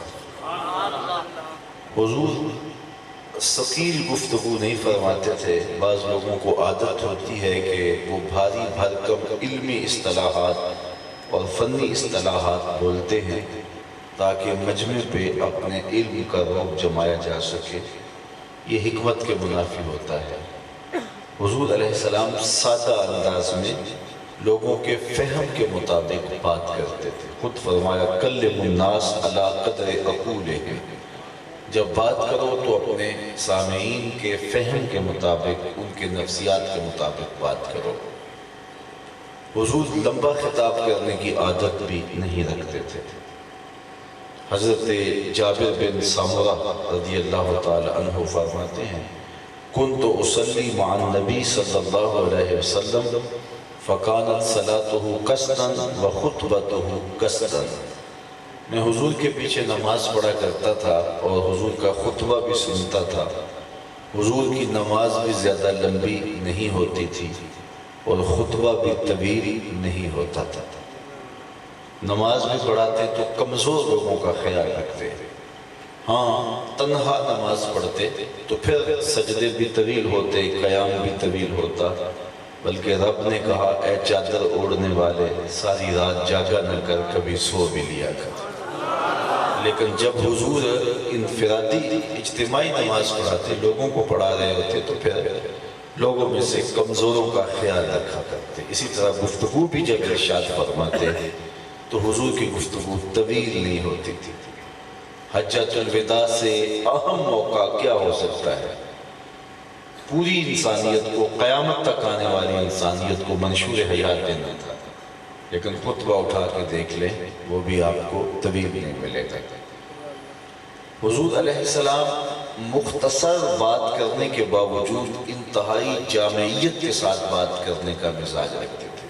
یہ اللہ نے ان کو ملکہ عطا کیا تھا، شان دی تھی کہ وہ مختصر ہونے کے باوجود جامع گفتگو کرتے تھے. اور یہ کمال ہوتا ہے لہو خورشید کا ٹپکے اگر ذرے کا جگر چیرے. یہ نہیں کہ 3 گھنٹے کے تقریر نتیجہ نکالو تو کچھ بھی نہیں، تھوڑے لفظ ہوں، لیکن اگر آپ ان کی تشریحات کرنے بیٹھ جائیں تو صدیاں بیت جائیں. حضور نے یہ انداز تکلم اختیار کیا تھا. سل من قطعک وعط من حرمک، کہا جو تجھ سے تعلق توڑے تو اس سے تعلق جوڑ، جو تجھے محروم رکھے تو اس کی جھولیاں بھر دے. تو اب دیکھیے کہ تھوڑے لفظوں میں کتنی بڑی کہانی بیان فرما دی. یہ اللہ نے اپنے محبوب کو شان دی تھی. بلکہ خود فرمایا انا افصح العرب، عربوں میں سب سے فصیح میں ہوں. بات کرنے کا جو ڈھب مجھے ہے وہ کسی اور کو نہیں ہے. مجھے تو اونچا بولنا پڑ رہا ہے تاکہ آپ تک آواز پہنچے، اور لاؤڈ سپیکر نہ ہو تو یہ آواز آپ تک نہ پہنچ پائے. لیکن حضور جب بولتے تھے تو جس طرح قریب والے شخص تک آواز پہنچتی، مجمع کے آخر میں بیٹھے تک بھی ایسے ہی آواز پہنچتی. میں تو اوپر بیٹھا ہوں تاکہ آپ کو نظر بھی آؤں. بہت ساری چیزیں باڈی لینگویج سے سمجھ میں آتی ہیں، لیکن حضور کو اس کی بھی ضرورت نہیں تھی. وہ حضور کے لیے تقریباً ممبر بچھائے گئے ہیں، لیکن کان رسول اللہ صلی اللہ علیہ وسلم لیس بالطویل الممغد ولا بالکثیر المتردد. حضور کا قد لمبا بھی نہیں تھا، حضور پست قامت بھی نہیں تھے، درمیانی قد و قامت کے حامل تھے. لیکن جب لوگوں میں چلتے تو حضور کے کندھے لوگوں کے سروں سے اونچے دکھائی دیتے. اذا جامع الناس غمرهم، حضور آتے تو چھا جاتے تھے. یہ شان اللہ نے اپنے محبوب کو عطا فرمائی تھی. اچھا، اب یہ تو حضور کا انداز تکلم تھا، سادہ، فہم، دل نشین، مختصر، جامع، لوگوں کے نفسیات کے مطابق. اور جو اہم بات ہوتی اس کو حضور 3 مرتبہ دہرا کے بیان کرتے تاکہ سامعین کو اچھی طرح ذہن نشین ہو جائے. اب سننے والوں کی کیفیت کیا ہے؟ کأن علی رؤوسہم الطیور، گویا ان کے سروں پہ پرندے بیٹھے، جنبش کی تو اڑ نہ جائیں. اس قدر وہ سماعتیں بچھا کے حضور کی مجلس میں بیٹھتے تھے. ہمیں تو بڑے پاپڑ بیلنے پڑتے. سبحان اللہ کہو، ایک ہاتھ اٹھاؤ، اب دوسرا ہاتھ اٹھاؤ، اب سینے سے زور لگاؤ. کوئی لطیفہ بھی دینا پڑتا ہے کہ لوگ جاگتے رہیں. لیکن وہاں کیا ہے کہ حضور بولتے ہیں اور وہ جھولیاں بچھائے ان موتیوں کو اکٹھا کرتے ہیں. اب مجھے بتائیے کہ سنانے والے کی دل سوزیاں یہ ہوں کہ وہ ہر بات کو 3 مرتبہ دہرا کے کہے آواز سب تک پہنچے، دکھائی بھی دیں، سہل سادہ شستہ انداز تکلم ہو، لفظوں کو گننا چاہو تو گن سکتے ہو، اور سننے والے یوں سماعتیں بچھائے بیٹھے ہوں تو کوئی بات ہو سکتی ہے جو سمجھ میں نہ آئے، لیکن اس کے باوجود بھی اگر کسی بات کی وضاحت چاہیے ہوتی ہے یا کسی خاص سبب سے سمجھ میں نہیں آتی تو صحابہ ادب سے کھڑے ہو کے عرض کرتے ہیں رائنا یا رسول اللہ صلی اللہ علیہ وسلم، حضور ہماری رعایت کر دیجئے۔ آقا کریم ناراض نہیں ہوتے کہ اتنی تفصیل سے بتایا پھر پوچھ رہے ہو، حضور پھر ارشاد فرما دیتے کہ میں نہیں بتاؤں گا تو کون بتائے گا۔ اعلیٰ حضرت شیر ربانی میاں شیر محمد شرف پوری علیہ رحمہ کے تذکروں میں آتا ہے کہ ایک دن نماز جمعہ کے بعد آپ لوگوں سے مل رہے تھے تو ایک بوڑھا شخص آپ سے ملا اور ملتے ملتے رو پڑا، تو میاں صاحب ٹھیٹھ پنجابی بولتے تھے، فرمانے لگے بیلیا کی گل ہے؟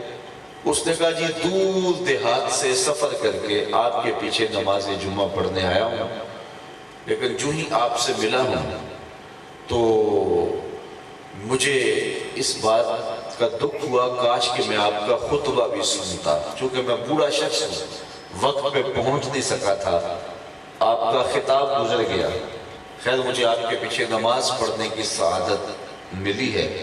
اب جب آپ کو ملنے کے لیے مصافحہ کیا ہے اور آپ کے ہاتھوں کا لمس روح تک پہنچا ہے تو میرے دل میں یہ امنگ جاتی ہے کاش کہ میں آپ کا خطبہ بھی سنتا، اور اس احساس کی وجہ سے میرے آنسو نکل آئے۔ تو میاں صاحب نے اسے کہا بیلیا تو رک جا، باقی سب کو مصافحہ کر کے فارغ کر دیا۔ جب وہ اکیلا رہ گیا اس کو اپنے سامنے بٹھا لیا اور جمعۃ المبارک میں جو خطاب کیا تھا وہ دوبارہ شروع کر دیا۔ اس نے لجاجت بھرے لہجے میں کہا حضرت میرے لیے آپ اتنی زحمت گوارا کر رہے ہیں؟ تو میاں صاحب نے مسکرا کے فرمایا بیلیا جس رب واسطے انہوں نے سنایا سی اسے رب واسطے تینوں سنا رہے ہیں۔ تو اگر کوئی شخص دوبارہ پوچھ لیتا تو حضور ناراض نہ ہوتے، حضور پھر ارشاد فرما دیتے۔ مکے میں یا بندہ پکا مومن ہوتا تھا یا پکا کافر، منافق مکے میں نہیں تھے۔ جب حضور مدینے میں تشریف لائے اور اسلام پھلنے پھولنے اور پھیلنے لگا، شجر اسلام سبرباد ہوا تو منافقت کا آغاز بھی ہو گیا، اور یہودی بھی مسلمانوں کی مجلسوں میں آ کے بیٹھتے اور باتیں سنتے۔ اب جب مسلمان کہتے رائنا یا رسول اللہ صلی اللہ علیہ وسلم تو وہ رائنا کو تھوڑا سا بدل کے رائنا کو رائنا کہہ کے اس طرح وہ مخاطبہ کرتے، اور یہ لفظ ان کی زبان میں گالی تھا، اس طرح وہ اپنے خب سے باطنی کا اظہار کرتے۔ حضرت سعد بن معاذ رضی اللہ تعالی عنہ چونکہ بڑی دیر تک یہودیوں کے حلیف رہے تھے اور ان کی لغت سے کچھ واقف بھی تھے، تو انہیں جب پتہ چلا تو وہ یہودیوں کے پاس گئے اور کہا آج کے بعد تم نے میرے رسول صلی اللہ علیہ وآلہ وسلم کے لیے یہ لفظ بولا تو تمہاری گردن کاٹ دوں گا۔ انہوں نے کہا کہ یہ لفظ تم بھی تو بولتے ہو؟ تو حضرت سعد نے کہا کہ ہم تو بولتے ہیں لیکن وہ تو اس معنی میں نہیں بولتے۔ خیر ان کے دل میں آیا کہ میں حضور کی خدمت میں حاضر ہوتا ہوں اور عرض کرتا ہوں کہ مسلمانوں کو یہ لفظ بولنے سے ہی روک دیں، چونکہ اس لفظ کو بہانہ بنا کے بدخصلت یہودی آپ کی توہین کر جاتے ہیں، اگرچہ مسلمانوں کی نیت نہیں ہوتی اور نہ ان کے ذہن میں وہ دوسرا معنی ہے، لیکن ایک بہانہ انہیں ہے، تو یہ لفظ انہیں بولنے سے روک دیں۔ یہ عرض کرنے کے لیے حضور کی خدمت میں حضرت سعد بن معاذ رضی اللہ تعالیٰ عنہ حاضر ہوئے۔ قبل اس سے کہ وہ آ کے عرض کرتے حضرت جبریل پہلے حاضر ہو چکے تھے اور یہ آیت کریمہ اتر چکی تھی یا ایھا الذین آمنوا، اے ایمان والو، لا تقولوا رائنا، میرے رسول صلی اللہ علیہ وآلہ وسلم کے لیے رائنا کا لفظ نہیں بولنا۔ تمہاری نیت ٹھیک، تمہارا لہجہ اچھا، تم بولتے ہوئے ہاتھ جوڑ کے ادب سے عرض گزار ہوتے ہو، تمہارے رواں رواں پر ادب کی کیفیت طاری ہوتی ہے، غلط معنی نہ تمہیں ملحوظ ہے نہ تمہارے حاشیۂ خیال میں ہے، لیکن اس لفظ کو تھوڑا سا پہلو بدل کے بدخصلت میرے رسول کی توہین کر جاتے ہیں، اگرچہ تمہاری نیت ایسی نہیں اور تم ادب سے ہی بولتے ہو، لیکن لفظ تو وہ ہے جس کے پہلو میں کھڑے ہو کر میرے رسول کی توہین کا امکان موجود ہے۔ اس لیے میں تمہیں رب ہو کے حکم دیتا ہوں کہ اچھی نیت سے بھی آج کے بعد میرے رسول کے لیے یہ لفظ نہیں بولنا۔ یا اللہ کوئی اور لفظ بولے گے تو منافق وہ بھی بولنے لگ جائیں گے، کہا نہیں، اس کے متبادل ایسا لفظ دے رہا ہوں، قیامت تو آ سکتی ہے، کسی منافق کی زبان پہ نہیں آ سکتا۔ اور وہ لفظ کیا ہے؟ وَقُولُ انظُرْنَا، عرض کرو آقا ہم پہ نظر کرم کیجئے، یا رسول اللہ انظر حالنا، کہہ کے مخاطبہ کر دیا کرو۔ یہ لفظ ایسا ہے جس کی ساخت ایسی ہے کہ بے ادبی سے بولا ہی نہیں جا سکتا اور منافقوں کی بولی ہو ہی نہیں سکتا، یہ محبت سے ہی لفظ بولا جا سکتا ہے۔ تو آج کے بعد تم نے میرے نبی علیہ السلام کے لیے رائنا نہیں کہنا، انظرنا کہہ کے تم نے مخاطبہ کرنا ہے۔ پھر آگے فرمایا وَاسْمَعُوا، دھیان سے سنو، یہ کہنے کی نوبت بھی نہ آئے۔ وَلِلْكَافِرِينَ عَذَابٌ عَلِيمٌ، اور کافروں کے لیے دردناک عذاب ہے۔ تو اس آیت کریمہ سے جو بات سمجھ میں آئی وہ یہ کہ حضور کی ذات کتنی حساس ہے، یہاں بولنے سے پہلے لفظوں کا چناؤ کرنے کا حکم دیا گیا ہے کہ بات کرنے سے قبل اپنے لفظوں کا انتخاب کرو کہ تم نے کن لفظوں کے ساتھ محبوب سے مخاطبہ کرنا ہے، جو زبان پہ آ جائے، جو منہ میں آئے وہ بول نہ دینا۔ یہ اتنی نازک بارگاہ ہے کہ یہاں لفظوں کا بھی انتخاب کرنا پڑتا ہے۔ سورہ المجادلہ کے اندر ارشاد فرمایا یا ایھا الذین آمنوا اذا ناجیتم الرسول فقدموا بین یدی نجواکم صدقہ، اے ایمان والو جب میرے رسول کی بارگاہ میں حاضر ہو، تم نے کوئی سرگوشی کرنی ہے، کوئی بات پوچھنی ہے تو یوں ہی نہیں آ جانا، پہلے گھر جاؤ، پھر صدقہ لو، پھر فقیر ڈھونڈو، پھر خیرات کرو، پھر میرے نبی کی چوکھٹ پہ آؤ، تمہیں پتہ چلے کتنی اونچی بارگاہ میں حاضری ہو رہی ہے۔ یہ آیت کریمہ نازل ہوئی، حضرت علی المرتضیٰ رضی اللہ تعالی عنہ نے کچھ سیر جو خیرات کر کے حضور کی خدمت میں حاضری دی، 10 مسائل پوچھے، غریب صحابہ کی غربت کا لحاظ کرتے ہوئے وجود اٹھا لیا گیا، حکم واپس لے لیا گیا کہ اگر یہ حکم باقی رہتا ہے تو بلال حبشی تو حضور سے بات نہیں کر سکیں گے، حضرت ابو ذر غفاری تو حضور سے بات نہیں کر سکیں گے، تو ان کی غربت کا لحاظ کرتے ہوئے اس وجود کو اٹھا لیا گیا۔ استحباب باقی ہے لیکن وجود نہیں رہا، قرآن مجید کے اندر آیت موجود ہے لیکن اس کا وجود باقی نہیں، وجود باقی نہیں ہے۔ اب مجھے بتائیے، اہل علم بھی تشریف فرما ہے اور آپ سب لوگ، کہ کیا اس آیت کریمہ کے نازل کرنے کے بعد رب کو پتہ چلا صحابہ غریب ہیں یا پہلے ہی پتہ تھا؟ اگر پہلے ہی پتہ تھا تو پھر آیت نازل ہی کیوں کی؟ تو اس کا سادہ سا جواب یہ ہے کہ اللہ کا علم حصولی اور حادث نہیں ہے، اس کو پہلے ہی پتہ تھا، لیکن آیت کریمہ نازل اس لیے کی کہ دنیا کو بتلانا مقصود تھا کہ تمہاری غربت کا لحاظ رکھتے ہوئے ہم نے حکم واپس لیا ہے، ورنہ میرے محبوب کی چوکھٹ کا ادب یہی ہے کہ جس طرح نماز سے پہلے وضو کیا جاتا ہے، یہاں بات کرنے سے قبل صدقہ دیا کرو۔ تو یہ اتنی نازک اور حساس بارگاہ، لفظوں کا انتخاب کرو، بات کرنے سے قبل صدقہ کرو، اور یہ وجود کو اٹھا لیا گیا، استحباب باقی رہا۔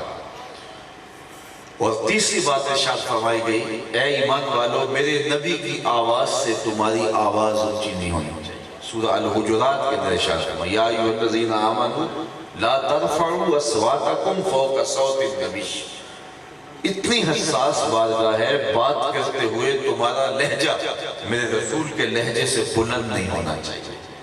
اگر آواز اونچی ہوگی تو کیا ہو جائے گا؟ کہا سارے عمل لٹ جائیں گے، تمہارے عمل برباد کر دیے جائیں گے، غارت کر دیے جائیں گے، حبت کر دیے جائیں گے، اور تمہیں خبر بھی نہیں ہونے دی جائے گی اگر تمہاری آواز میرے رسول کی آواز سے بھی بلند ہوگی۔ کتنی حساس بارگاہ ہے کہ یہاں لہجوں کو سنبھال کے بات کرنے کی تلقین کی گئی، اور یہ صرف حضور کی حیات طیبہ تک ہی مخصوص نہیں، قیامت تک یہ حکم امت کے لیے نافذ العمل ہے کہ وہ حضور کی بارگاہ میں حاضر ہوں تو اپنے لہجوں کو سنبھال کے بولیں، وہاں بات کرتے ہوئے بھی جو ہے وہ اپنی آواز کو کنٹرول میں رکھیں اور قابو میں رکھیں. یہ اتنی نازک اور اتنی حساس بات ہے. اللہ اکبر. حضرت صائب بن یزید کہتے ہیں میں مسجد نبوی کے ایک گوشے میں بیٹھا تھا تو کسی نے مجھے کنکر مارا. میں نے پلٹ کے دیکھا تو وہ حضرت عمر رضی اللہ تعالی عنہ تھے. تو میں اٹھ کے ان کے پاس چلا گیا. میں نے کہا جناب آپ نے مجھے کنکر مارا ہے. وہ فرمانے لگے وہ دو آدمی جو آپس میں بیٹھ کے باتیں کر رہے ہیں ان کو بلا کے لاؤ. تو میں ان کے پاس گیا اور ان کو بلا کے حضرت عمر کے پاس لے گیا رضی اللہ تعالیٰ عنہ. تو حضرت عمر نے انہیں پوچھا کہ تم کہاں کے رہنے والے ہو؟ انہوں نے کہا جی ہم طائف کے رہنے والے ہیں. فرمایا تم اگر اہل مدینہ سے ہوتے میں تمہیں سزا دیتا. تم بلند آواز سے بول رہے ہو، جانتے نہیں یہ مسجد رسول اللہ کی ہے. تو یہاں لہجے سنبھال کے بات کرنا پڑتی ہے. امام مالک نے 40 سال تک حضور کے روضہ انور کے پاس بیٹھ کے درس حدیث دیا ہے اور 40 سال میں ایک بار بھی ایسا نہیں ہوا حدیث کی کتاب کے ورق کے پلٹنے کی آواز پیدا ہوئی. 40 سال تک اس بات کا اہتمام کیا ہے کہ حدیث کی کتاب کے ورق کے پلٹنے کی آواز بھی پیدا نہیں ہونے دی. لے سانس بھی آہستہ کے دربار نبی. یہ اتنی حساس بات ہے. عزت بخاری کا شعر ہے، اقبال نے اپنے کلام میں درج کیا ادب گاہے زیر آسماں از عرش نازک کر نفس کن کردہ می آئے جنید و با یزید ایجا. اقبال کہتے ہیں کہ یہاں تو جنید بغدادی اور با یزید بستامی آئیں تو وہ بھی سانسوں کو روک کے آتے ہیں. اہل محبت پر اس کو سانسوں کے شور کو بھی خلاف ادب سمجھتے ہیں. تو یہ اتنی نازک اور اتنی حساس بارگاہ ہے. عقیدت مندوں کے روح دیکھیے. حضور کے ایک صحابی ہیں حضرت اصلح بن شریح رضی اللہ تعالی عنہ. ذمہ داری کیا تھی؟ حضور کی سواری کا کجاوا کستے تھے. مختلف صحابہ کو مختلف ڈیوٹیاں دی گئی تھی. ایک صحابی حضور علیہ السلام کے نالین اٹھا لیتے تھے اور جب حضور علیہ السلام جو ہے وہ تشریف فرما ہوتے تو نالین اٹھائے رکھتے. جب حضور نے چلنا ہوتا تو پیش کرتے تھے. انہیں کہا گیا صاحب النالین، حضور کے جوڑے اٹھانے والے. ایک صحابی تھے وہ حضور کا تکیہ اٹھاتے تھے، صاحب الوسادہ، تکیہ اٹھانے والے کہلائے. ان کی ڈیوٹی یہ تھی کہ سفر میں حضور کے ساتھ چلتے اور جہاں سفر میں پڑاؤ ہوتا تو حضور کی سواری کا کجاوا کھول دیتے اور جب کوچ کرنے کی گھڑی آتی تو کجاوا کس دیتے. اسی غرض سے یہ سفر میں ساتھ ساتھ رہتے تھے. ایک جگہ رات پڑ گئی اور پڑاؤ کیا گیا تو انہوں نے کجاوا کھول دیا. جب سوئے تو انہیں حاجت غسل ہو گئی. سرد رات تھی. خیر یہ پانی ڈھونڈ لائے اور جب غسل کرنے لگے تو اتنا ٹھنڈا پانی تھا کہ انہیں اندیشہ ہوا کہ یہ ہلاکت کا سبب نہ بن جائے. تو کہیں سے لکڑیاں لے آئے اور پانی گرم کرنے لگے. اتنے میں قافلے کے کوچ کے لمحے قریب آ گئے تو انہوں نے ایک انصاری صحابی کو بلایا اور کہا یہ حضور کی سواری کا کجاوا ہے، تم کس دو اور ایسے ایسے اسے کس دینا. تو خیر انہوں نے کجاوا کس دیا. حضور تشریف لائے اور سواری پہ بیٹھے اور عازم سفر ہو گئے. یہ پانی گرم کر کے غسل کر کے اپنی سواری پہ بیٹھ کے یہ بھی قافلے کے ساتھ شامل ہوئے. جو ہی ان کی سواری حضور علیہ السلام کی سواری کے قریب گئی تو حضور نے ان کی طرف دیکھا اور مسکرا کے کہا کہ اصلح آج کجاوا بدلا بدلا سا لگتا ہے، تمہارے ہاتھ کا کسا ہوا نہیں لگتا. تو اصلح بن شریح نے عرض کی میرے ماں باپ آپ پہ قربان ہوں، یہ کجاوا میں نے کسا بھی نہیں، یہ تو فلاں انصاری صحابی نے کسا ہے. تو حضور نے فرمایا اصلح تم نے کیوں نہیں کسا؟ تو سنو اصلح بن شریح نے کیا جواب دیا.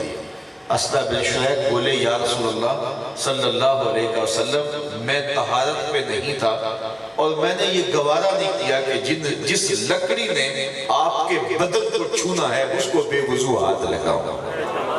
تو محبت تو یہ سکھاتی ہے، پیار کا تو یہ انداز ہے. حضرت ابو ہریرہ رضی اللہ تعالیٰ وہ ساری زندگی کمان کو بے وضو ہاتھ نہیں لگایا. کسی نے کہا کہ حضرت اس کمان کو بے وضو ہاتھ کیوں نہیں لگاتے؟ فرماتے میں جانتا ہوں یہ کہاں سے بن کے آئی ہے، لیکن اس میں نے ایک دن حضور کے ہاتھوں میں دیکھی تھی، اگرچہ یہ وہ نہیں، اس کی شکل تو اس کمان سے ملتی ہے، لہٰذا میری محبت گوارا نہیں کرتی کہ اس کو بھی بے وضو ہاتھ لگا۔ علامہ اقبال علیہ رحمہ فرمایا کرتے تھے لوگ باتیں کرتے ہیں، میں تو یہ بھی گوارا نہیں کرتا کہ کوئی کہے کہ تیرے پیغمبر کے کپڑے بھی میلے تھے۔ تو جب محبت ہمیں اس قدر محبوب کے لیے ادب اور عقیدت کے رنگ سے کھاتی ہے تو ایک ایسی ملعونہ جسے عدالت کی جانب سے سزائے موت سنا دی گئی ہو اور پھر سٹنگ گورنر جا کے اس کی جیل میں پریس کانفرنس کرے اور کہے کہ تجھے میں جیل سے باہر لاؤں گا اور ہر میسر وسیلہ استعمال کروں گا، اور پھر 295 جو ناموس رسالت کا قانون ہے اس کے بارے میں زبان درازی کرتے ہوئے کہے کہ میں اس کو بھی ختم کرواؤں گا اس لیے کہ یہ کالا قانون ہے، اور پھر اس کے خلاف جب چارہ جوئی کی جائے اور عدالت میں جو ہے وہ تھانے میں جب پرچہ درج کروانے کے لیے جو ہے وہ لوگ جائیں تو کہا جائے کہ جناب گورنر کو استثناء حاصل ہے، پرچہ درج نہ ہو، قانون خاموش ہو، عدالتیں گنگ ہوں اور حکومت وقت بھی اپنے گورنر کو لگام نہ دے رہی ہو، اور پھر اس موقع پہ آ جا کے ایک علماء کا فتویٰ تھا جو حرکت میں آیا تو اس نے کہا میں اس فتوے کو پاؤں کی نوک پہ رکھتا ہوں، جوتے کی نوک پہ رکھتا ہوں، اور یہ وہ عالم تھا کہ پوری دنیا کے اوپر احان رسول کی تحریکیں چل رہی تھی، اور جب بے بسی کی یہ تاریخ رقم ہو رہی تھی کہ امت بے بس تھی اور ایک ایسا شخص جو اس قانون کو بھی مٹانے کے لیے سرگرم عمل تھا اور ایک ملونہ کے سر پہ ہاتھ رکھ کے کہہ رہا تھا کہ میں تیرے ساتھ ہوں، تو جب قانون بھی بے بس تھا، عدالت بھی مقدمہ درج کرنے کے لیے بے بس تھی، تو رب نے کسی کو تو ممتاز کرنا ہی تھا، کسی کو تو عزت دینی ہی تھی۔ تو یہ ایک الوہی انتظام ہے اور یہ اللہ کی طرف سے ایک انتظام ہے، وہ جس کو چاہے اپنے رسول کی ناموس کے لیے منتخب کر دیتا ہے۔ دنیا کے اوپر کتنے لوگ آئے چلے گئے، آج ان کا نام بھی باقی نہیں ہے، لیکن وہ ایک گمنام سپاہی، وہ عزت اسے ملی کہ ہفت اقلیم کے شہنشاہ کو وہ وقار نہیں ملا جو اس فقیر کو نصیب ہوا۔ آپ اگر مجھے پوچھیں کہ جنت کا مختصر ترین راستہ کیا ہے، شارٹ کٹ راستہ کیا ہے، تو میں کہوں گا ناموس رسالت پہ قربان ہو جاتا ہوں۔ جب غازی علم الدین کا جنازہ اٹھا تو وہ میڈیا کا زمانہ نہیں تھا، میڈیا ہوتا بھی تو بلیک آؤٹ کرتا، تو 6 لاکھ لوگ اس فقیر کے جنازے میں آئے۔ اس زمانے کے اندر امیر ملت پیر سید جماعت علی شاہ علیہ رحمہ جنازہ پڑھنے کے لیے جا رہے تھے تو گردن جھکی ہوئی تھی اور آنکھوں میں آنسو تھے، اور پھر آپ نے ایک تاریخی جملہ کہا، لوگوں میں نے بڑے بڑے بادشاہوں کی کہانیاں پڑھی ہیں، میرے دل میں یہ کبھی امنگ نہیں جاگی کہ فلاں بادشاہ میں ہوتا، فقیر خود شہنشاہ ہوتا ہے۔ کہا میں نے بڑے بڑے پہلوانوں کے قصے پڑھے ہیں، لیکن میرے دل میں یہ امنگ کبھی نہیں جاگی کہ فلاں پہلوان میں ہوتا۔ پھر فرمانے لگے ہاں میں نے بڑے ولیوں کے قصے پڑھے ہیں، میرے دل میں یہ آرزو بھی کبھی پیدا نہیں ہوئی کہ فلاں ولی میں ہوتا۔ آج دل میں رہ کے خیال آ رہا ہے کاش آج اس چارپائی پہ جو ہے وہ علم الدین کی بجائے جماعت علی شاہ ہوتا۔ اور جب لحد میں اتارا تو علامہ اقبال علیہ رحمہ خود لحد میں اترے اور کفن کی تنیاں کھولی، تو اقبال نے ایک جو ہے وہ تاریخ ساز جملہ کہا غازی تیرا کام ہم نے کیا ہے۔ غازی کی وصیت تھی کہ مجھے میانی صاحب لاہور میں دفن کیا جائے، نقص عمل کا بہانہ بنا کے میاں والی کے لاوارث قبرستان میں دفن کر دیا گیا۔ پھر باقاعدہ تحریک اٹھی، سر محمد شفیع، علامہ اقبال علیہ رحمہ اور محمد حسین مالودہ، اس طرح کے لوگ جو ہیں اس تحریک کے سرخیل تھے، اور انہوں نے باقاعدہ ایک تحریک کھڑی کی اور کامیاب ہوئی۔ اور پھر میاں والی میں جو ہے وہ غازی صاحب کی قبر کشائی ہوئی۔ میاں والی کے لوگ کہتے ہیں جب قبر کھلی تو پورا میاں والی خوشبوؤں سے مہکنے لگا۔ وہاں سے بجریہ ٹرین غازی کا جسد اطہر لاہور لایا گیا۔ جب لحد میں اتارا تو اقبال لحد میں اترے اور کہا غازی جو تیری نصیحت تھی وہ ہم نے پوری کر دی کہ لاہور دفن کرنا ہے، میانی صاحب قبر میں دفن کرنا ہے۔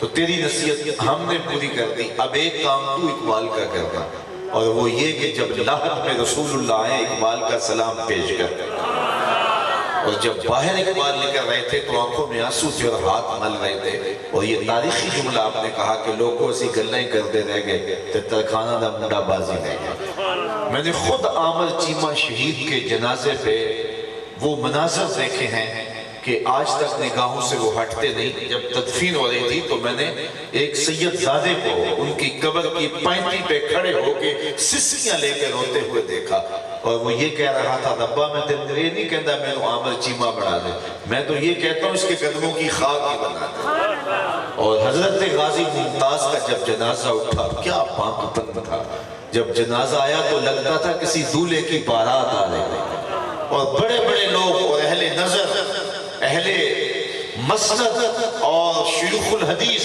اور بڑے بڑے پیران عظام اپنی ساری عزتیں جو ہے وہ نچھاور کرنے کے لیے جو ہے وہ آگے بڑھ رہے تھے، اور کیا تکریم اس گمنام سپاہی کو ملی اور کس طرح دولہا بن کے گیا۔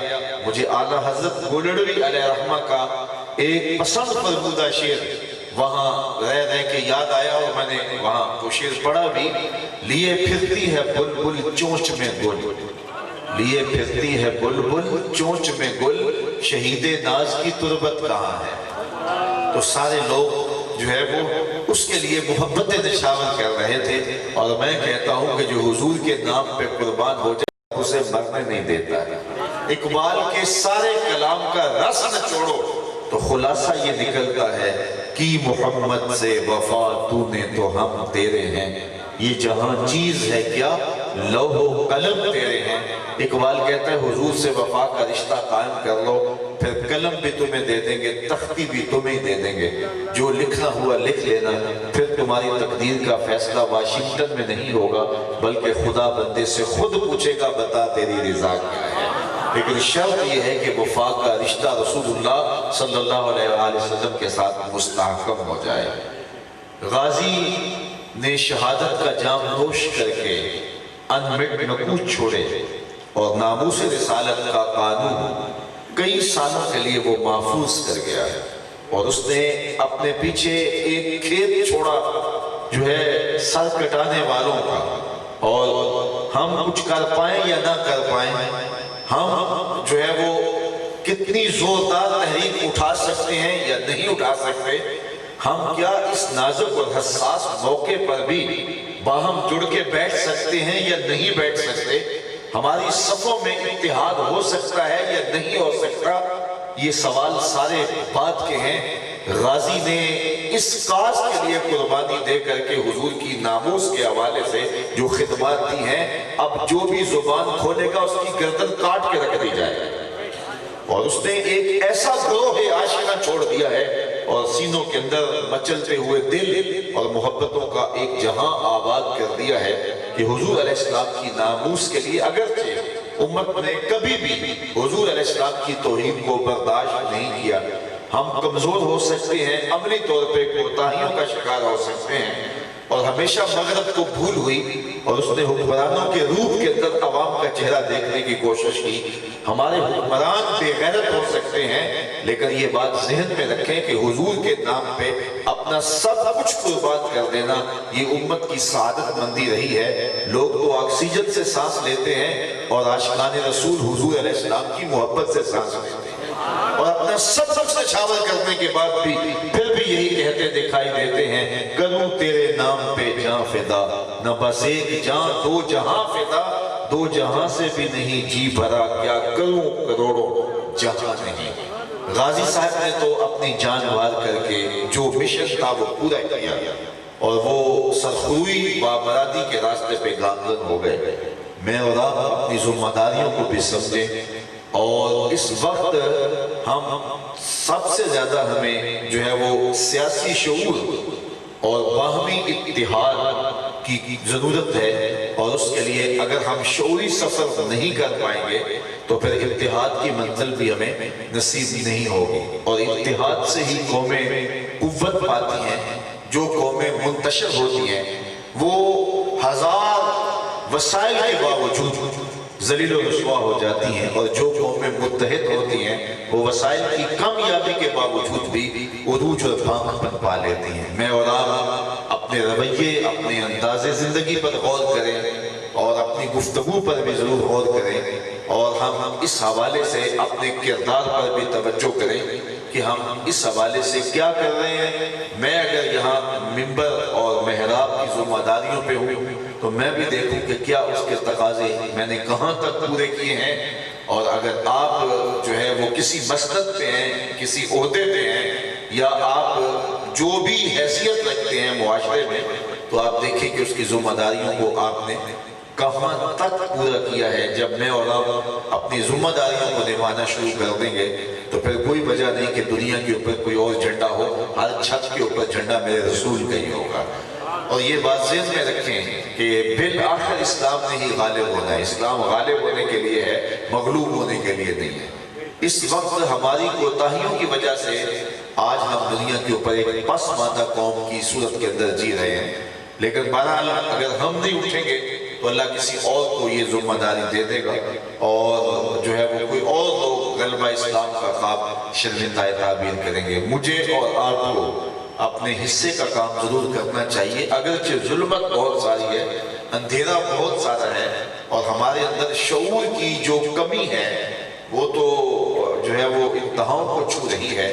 قومیں جب علم سے دور ہو جاتی ہیں اور جہالت کو درہ بنا لیتی ہیں تو پھر قوموں کا خدا ہی حافظ ہوتا ہے۔ اس وقت یقیناً ہماری حالت وہ جو اقبال نے کہا تھا، دیکھ مسجد میں شکست رشتہ تسبیح شہ، اور بدھ گدے میں برہمن کی پختہ زناری بھی دیکھ، اور کافروں کی مسلم آئینی کا بھی نظارہ کر، اور مسلموں کی مسلم آزاری بھی دیکھ۔ ہم ایک دوسرے کو پھاڑ رہے ہیں، چیر رہے ہیں، اور ایک دوسرے کی پگڑیاں اچھالنے پہ لگے ہوئے ہیں۔ اس کا نتیجہ بڑا بھیانک ہے، اس کا نتیجہ بڑا خطرناک ہے۔ ہم اپنی صفوں کے اندر سنجیدگی بھی قائم کریں، اپنی صفوں کے اندر اتحاد بھی قائم کریں، اور شعوری سفر کر کے ہم آگے بڑھیں۔ نوجوان نسل کے مسائل کو بھی ہم سمجھیں کہ وہ ہم سے دلیل مانگتی ہے، اور ان کے دلائل، اور چونکہ وہ جن لوگوں کے ساتھ رہ رہے ہیں، اس وقت یہ وطن، یہ ملک لبرلزم کی طرف بڑھ رہا ہے اور بڑی تیزی کے ساتھ بڑھ رہا ہے۔ بیکن ہاؤس یونیورسٹی کے اندر جو کچھ ہوا آپ نے سب کچھ سنا ہوگا، تو کیا ہم اس کے متحمل ہو سکتے ہیں؟ تو یہ کیوں ہو رہا ہے، اس پر ہمیں ضرور غور کرنا چاہیے۔ کیا ممبر و محراب کی ذمہ داریاں ہم پوری نہیں کر سکے، اور جو ہماری ذمہ داریاں تھیں اور جو ہم نے لوگوں تک میسج دینا تھا اس کو صحیح انداز سے نہیں پہنچا سکے؟ ایک دوسرا رویہ یہ ہے کہ آج اگر کوئی آپ کی گفتگو پر اور آپ کے انداز تکلم پر بات کرتا ہے یا اس کو سمجھ نہیں آتی ہے، تو پھر آج کل تو یہ سوشل میڈیا کا دور ہے، تو یہ آپ بھی دیکھتے ہیں اور میں بھی جو ہے وہ یہاں اس پہ نظر رکھے ہوئے ہوں، تو پھر نیچے گالیاں شروع ہو جاتی ہیں، اور العیاذ باللہ اتنی غلیظ اور اتنی گندی گالیاں دے رہے ہوتے ہیں کہ وہ شخص اگر غلط فہمی کی وجہ سے بھی کوئی سوال کر رہا ہے یا اس کے اندر لبرلزم کے کچھ جراثیم موجود بھی ہیں، تو پھر گالیاں دے کر ہم اس کو بالکل دھکا دے کے اس کنویں میں پھینک کے آتے ہیں تاکہ وہ ساری زندگی اسلام سے نفرت کرنے لگ جائے۔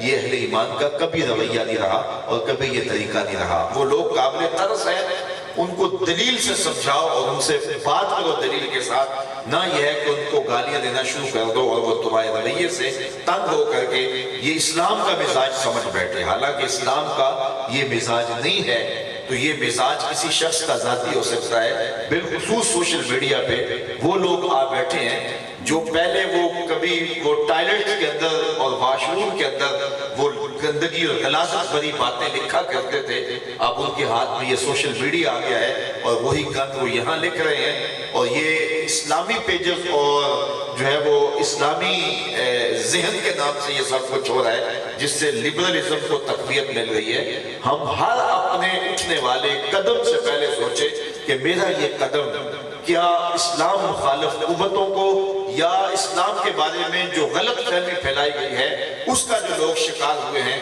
ان کے لیے جو ہے وہ تقویت تقویت کا سبب تو نہیں ہوگا. ہم نے محبت کے ساتھ, ہم نے پیار کے ساتھ اپنے بکھرنے والے لوگوں کو جوڑنے کی کوشش کرنی ہے. ہاں, جو اسلام کے دشمن ہیں اور دو ٹوک اسلام کے دشمن ہیں, ان کا مقابلہ تو بالآخر ایک میدان میں ہونا ہی ہے. کفر اسلام دو الگ الگ راستے ہیں, لیکن ہم نے اپنے جو ہے شعوری سفر سے کبھی بھی جو ہے وہ انحراف نہیں کرنا. باقی کیا ہماری قیادت کا آپس میں اتحاد ہوتا ہے یا نہیں ہوتا, یہ ایک خواب ہے. جب سے ہم نے ہوش سنبھالی ہے تب سے ہم یہ خواب دیکھ رہے ہیں, ابھی تک ہمیں تعبیر نہیں ملی. اب تو لوگ ہمیں بھی کہنے لگے ہیں کہ جناب آپ کچھ کریں, تو میں کہتا ہوں میں تو بہت چھوٹا شخص ہوں, تو میری کون سنے گا اور میں اس حوالے سے کیا کر سکتا ہوں. لیکن بہرحال جو ذمہ داریاں ہیں اس سے ہم غافل نہیں ہوں گے, اور انشاءاللہ اس کے لیے اپنا کردار اگر کہیں مؤثر ہوا تو ضرور ادا کریں گے. لیکن اگر نہیں بھی ہوتا تو آپ کا قائد گنبد خضرا کا مکین ہے. وال نے کہا تھا میرے کارواں ہے میرے حجاز اپنا, اس نام سے باقی ہے آرام جاں ہمارا. تو شاید اقبال نے ان حالات کو, آنے والے حالات کو محسوس کیا تھا. تو اس لیے ہماری قیادت جو ہے وہ اگر ملکی سطح پہ یا عالم اسلام کی سطح پہ اس وقت یقیناً ہم بے امام ہیں اور ہم قیادت سے محروم ہیں, تو ایسا شخص اللہ پیدا کر دے گا, اور اس کے لیے کوئی مشکل نہیں. جب قومیں یکسو ہو جاتی ہیں تو اللہ تعالیٰ 18 سال کا یا 17 سال کا سلطان محمد پیدا کر دیتا ہے, جو پھر ایسا کارنامہ کرتا ہے کہ دنیا دیکھتی رہ جاتی ہے. فطرت خود بخود لالے کی حنا بندی کرنا جانتی ہے, یہ اللہ تعالیٰ کا نظام ہے. تو اس لیے ہم اپنی صفوں کو یکسو کریں اور شعوری سفر کو جو ہے وہ طے کریں, اور اپنی زندگی حضور علیہ السلام کے نام لگا دیں, اور اپنے شب و روز اسلام کے لیے وقف کر دیں.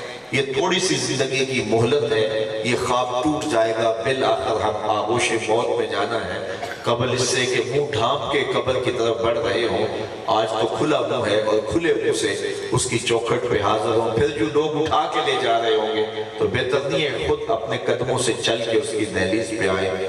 زیادہ وقت بیت گیا ہے, جو وقت باقی ہے اس کو غنیمت سمجھیں. کہتے ہیں وقت ضائع نہیں ہوتا, کسی اور کے کام آ جاتا ہے. تو ہمارا اوروں کے وقت کام آ گیا, اور ہم نے اپنے آپ کو اور اپنے وقت کو منظم نہیں کیا, مینج نہیں کیا.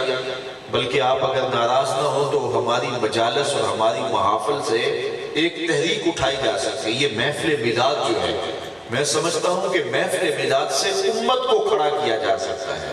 یہ اتنی بڑی قوت ہے, اتنی بڑی طاقت ہے, لیکن ہم آج تک اس سے فوائد حاصل نہ کر سکے. اور ہم نے کبھی یہ تجزیہ نہیں کیا کہ 5 لاکھ 10 لاکھ روپیہ لگا کے ہم نے محفل نعت کی, محفل میلاد کی, تو اس سے ہمیں کیا فائدہ ہوا؟ کیا کوئی نمازی بڑھا, اس سے ہمارے عقائد میں پختگی آئی, کیا ہوا؟ تو ہم جب دیکھتے ہیں تو ہمارے کھاتے کے اندر جو ہے وہ کچھ بھی نہیں آتا, اور نعت خانوں کے کھاتے کے اندر لاکھوں روپے چلے جاتے ہیں. ان کے پیٹرول پمپ لگ رہے ہیں, اور وہ دن رات جو ہے وہ امیر سے امیر تر ہو رہے ہیں, اور وہ لوگ مسلک کو انہوں نے دیا کیا ہے اور فوائد کیا دیے ہیں. تو اس پر ہم نے غور کرنا ہے. ان محافل سے ہم امت کو کھڑا کر سکتے ہیں. یہ ایک شعوری سفر کے لیے ذہن سازی کا فورم ہے, اور اس سے بہت کچھ حاصل کیا جاتا ہے. لیکن ہم بعض اوقات ساری رات لگا دیتے ہیں اور پھر پلہ جھاڑ کے چلے جاتے ہیں. صبح خود سوچنے لگے کہ ہمیں اس مجلس سے ملا کیا ہے, تو بعض اوقات ہماری بسا اوقات زیادہ مجلسیں ہماری اور ہمارے اجتماعات ایسے ہوتے ہیں کہ جہاں سوائے ہجوم کے اور سوائے جو ہے وہ جوش سے نعرے لگانے سے اس کے علاوہ کچھ بھی ہمیں نہیں ملا ہوا ہوتا. تو میں اور آپ خود باشعور ہوں اور ایسی مجالس منعقد کریں, ایسے با مقصد لوگوں کو بلائیں جو با مقصد بات کرنے والے ہوں. نعت خوانی ہمارا ایمان ہے, نعت خوانی جوہر ایمان ہے. حضور کا نام سنیں تو دور تک جو ہے وہ دور اترتا ہے. لیکن یہ بات ذہن میں رکھیں کہ حضور علیہ السلام کی نعت اور حضور علیہ السلام کا ذکر ہمارے لیے ٹھنڈک, راحت, قلب کی تسکین تو ہے, لیکن اگر یہ کاروبار کے طور پہ کی جا رہی ہو تو اس کے فوائد ہمیں نصیب نہیں ہوں گے. تو ایسے لوگوں کو اپنے سٹیج سے بھی اتاریں اور با مقصد محافل کریں. کوئی حرج نہیں کہ 10,000 لوگ جمع نہ ہوں. یہ قیامت کے دن نہیں پوچھا جائے گا کہ آپ 10,000 لوگ جمع کیوں نہیں کر سکے؟ آپ 10 آدمی بیٹھ جائیں اور حضور کا نام لیں، خلوص سے لیا گیا نام، اگرچہ طرز اور سر نہیں بھی ہوگی، اشہد بلال عند اللہ اشہد، بلال کی اشہد بھی اللہ کے ہاں اشہد ہے۔ تو خلوص کے ساتھ اپنی محافل کو منظم اور مرتب کریں، وقت پہ شروع کریں، وقت پہ ختم کریں، اس میں معقول میسج ہو اور عملی زندگی کا آغاز کریں، مدارس دینیہ کا قیام بستی بستی شہر شہر کریں۔ یہ ہماری مسجدوں کے اندر یہ صبح ناظرے کا سسٹم بہت کمزور ہو گیا ہے، ہمیں اس کی طرف بہت زیادہ توجہ دینی چاہیے۔ ہمارے بچے اوروں کے ہاتھ میں چلے جاتے ہیں، اور پھر اگر وہ بچپن میں ہمارے ساتھ ہوتے بھی ہیں تو جب وہ جوانی کی دہلیز پہ قدم رکھتے ہیں، کالجز اور یونیورسٹیز میں جاتے ہیں، تو اس وقت ہمارا رابطہ ان سے کافی کمزور ہو جاتا ہے، تو پھر وہ بہت سارے فتنوں کا شکار ہو جاتے ہیں۔ یہ لبرلزم کا اس وقت طوفان آ رہا ہے، اور آنے والے سالوں کے اندر تو ایک بہت بڑا چیلنج ہے جس کا ہمیں ابھی سے انتظار ہونا چاہیے، اس کے لیے تیاری ہونی چاہیے۔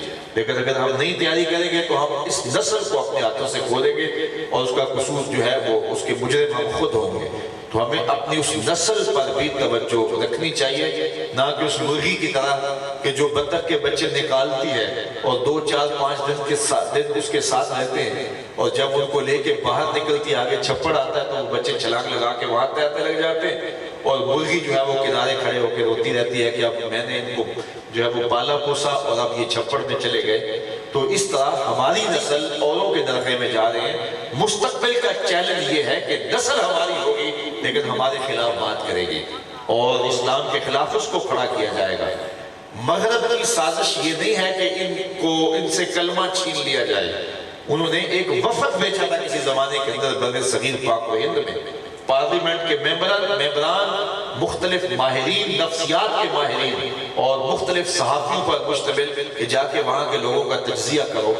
تو انہوں نے کہا کہ یہ ضعیف الاعتقاد لوگ ہیں، کمزور لوگ ہیں، اور ان سے ان کا دین تو نہیں چھینا جا سکتا، اور جو ہے وہ کبھی ہو نہیں سکتا، اور ایک وفد بھیجا باقاعدہ ان پر تبلیغ کرنے کے لیے۔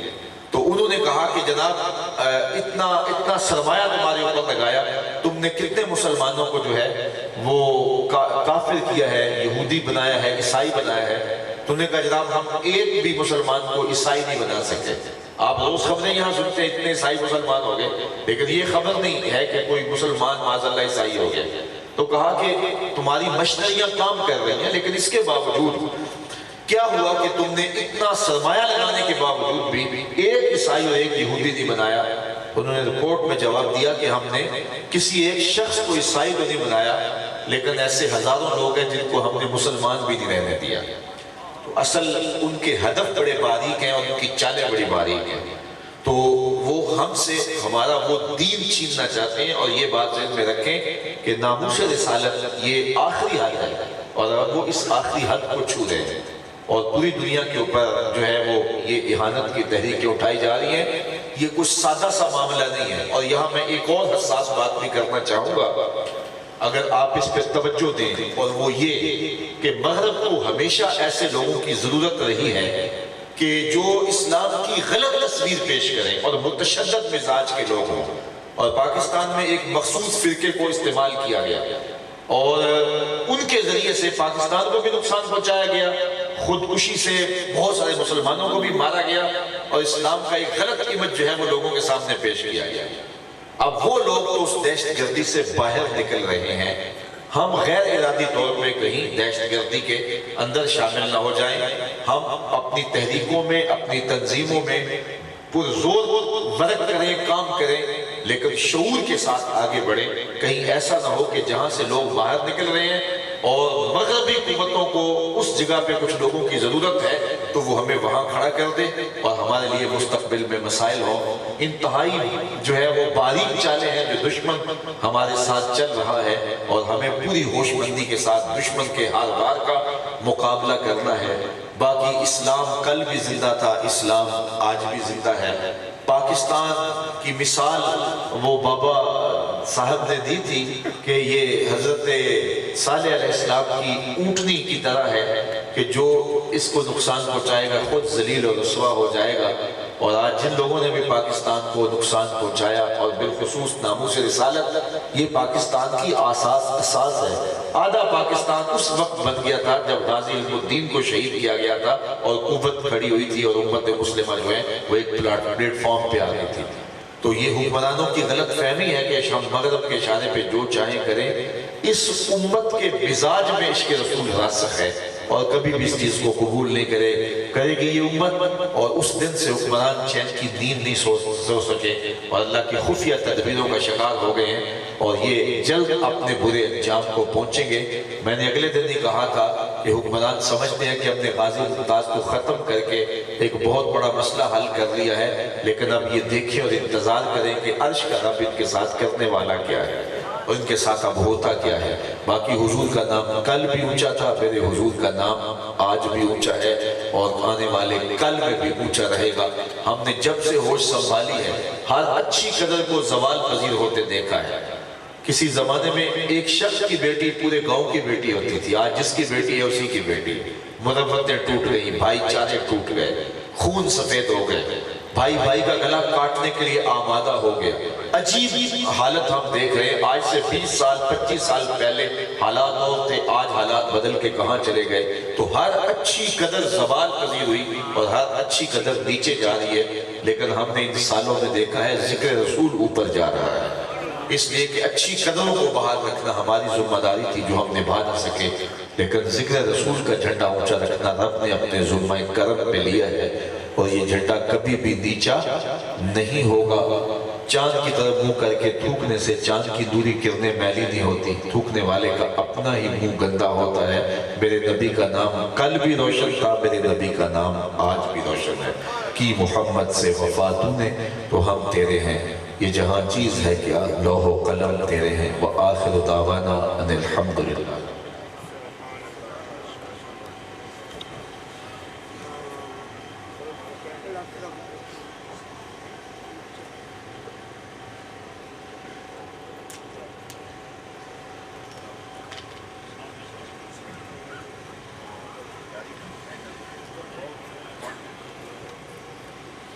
سبھی حضرات کھڑے ہو جائیں، اسلام کے 2 شعر ہوں گے اور اس کے بعد دعا ہوگی۔ شمع بز میں ہدایت پہ لاکھوں سلام، شمع بز میں ہدایت پہ لاکھوں آسیوں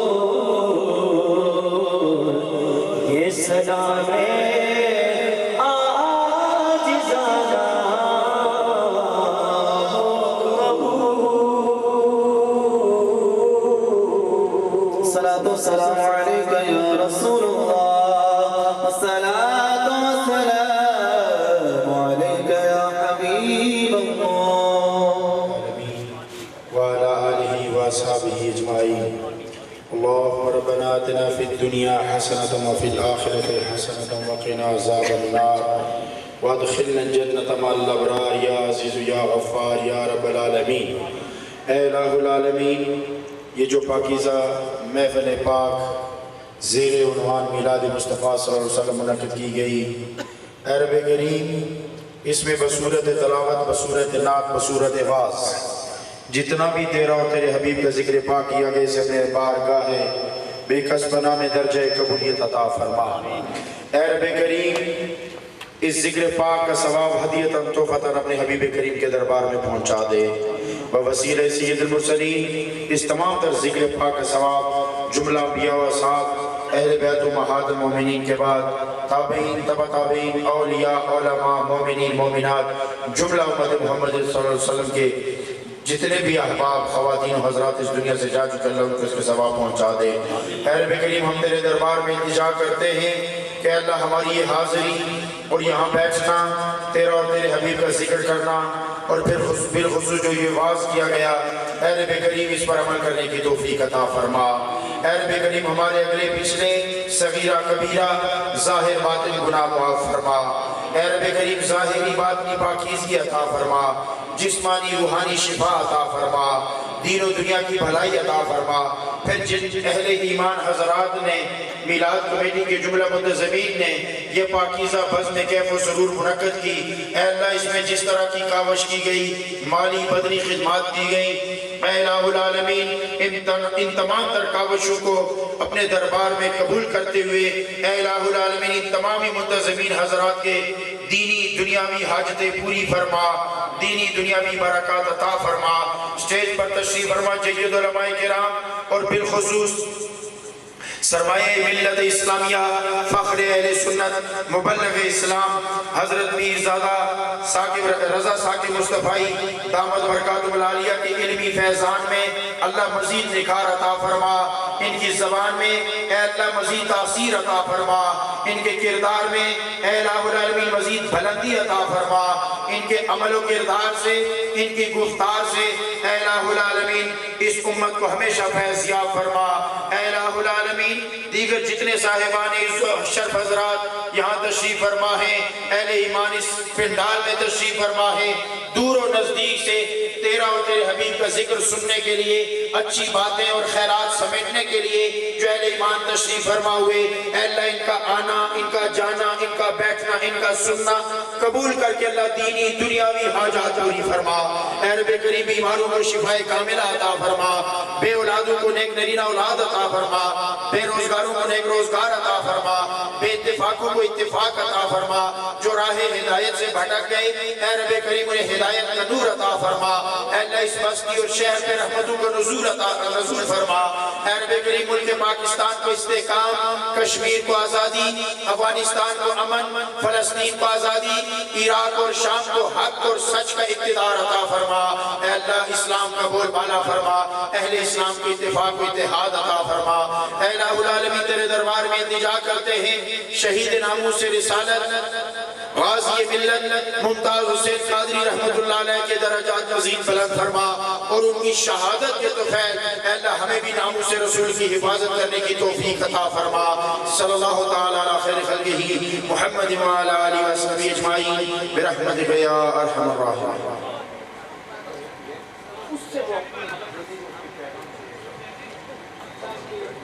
میں اپنی طرف سے انتظامیہ کی طرف سے حضرت علامہ پیرزادہ محمد رضا ثاقب صاحب مصطفی صاحب کا، پیر شمس العارفین صاحب کا شکریہ ادا کرتا ہوں۔ سبھی حضرات سے التماس ہے کہ لنگر لے کر جائے، کوئی بندہ بھی لنگر لیے بغیر نہ جائے، سبھی سنگی لنگر لے کر جائے۔ چونٹی بات کیسے کر لے گی؟ تو چونٹی کی بات آپ نے کبھی نہیں سنی ہوگی، یہ کان کے پردے پہ بھی رکھ دی جائے تو پھر بھی آپ شاید اس کی بات نہ سن پائیں۔ تو چونٹی کے منہ میں زبان ہی نہیں ہوتی تو پھر بات کیسے کی اور حضرت سلیمان نے سن کیسے لے؟ تو ماہرین کہتے ہیں کہ چونٹی کے منہ میں زبان تو نہیں ہوتی، لیکن اس کے منہ کے قریب دو باری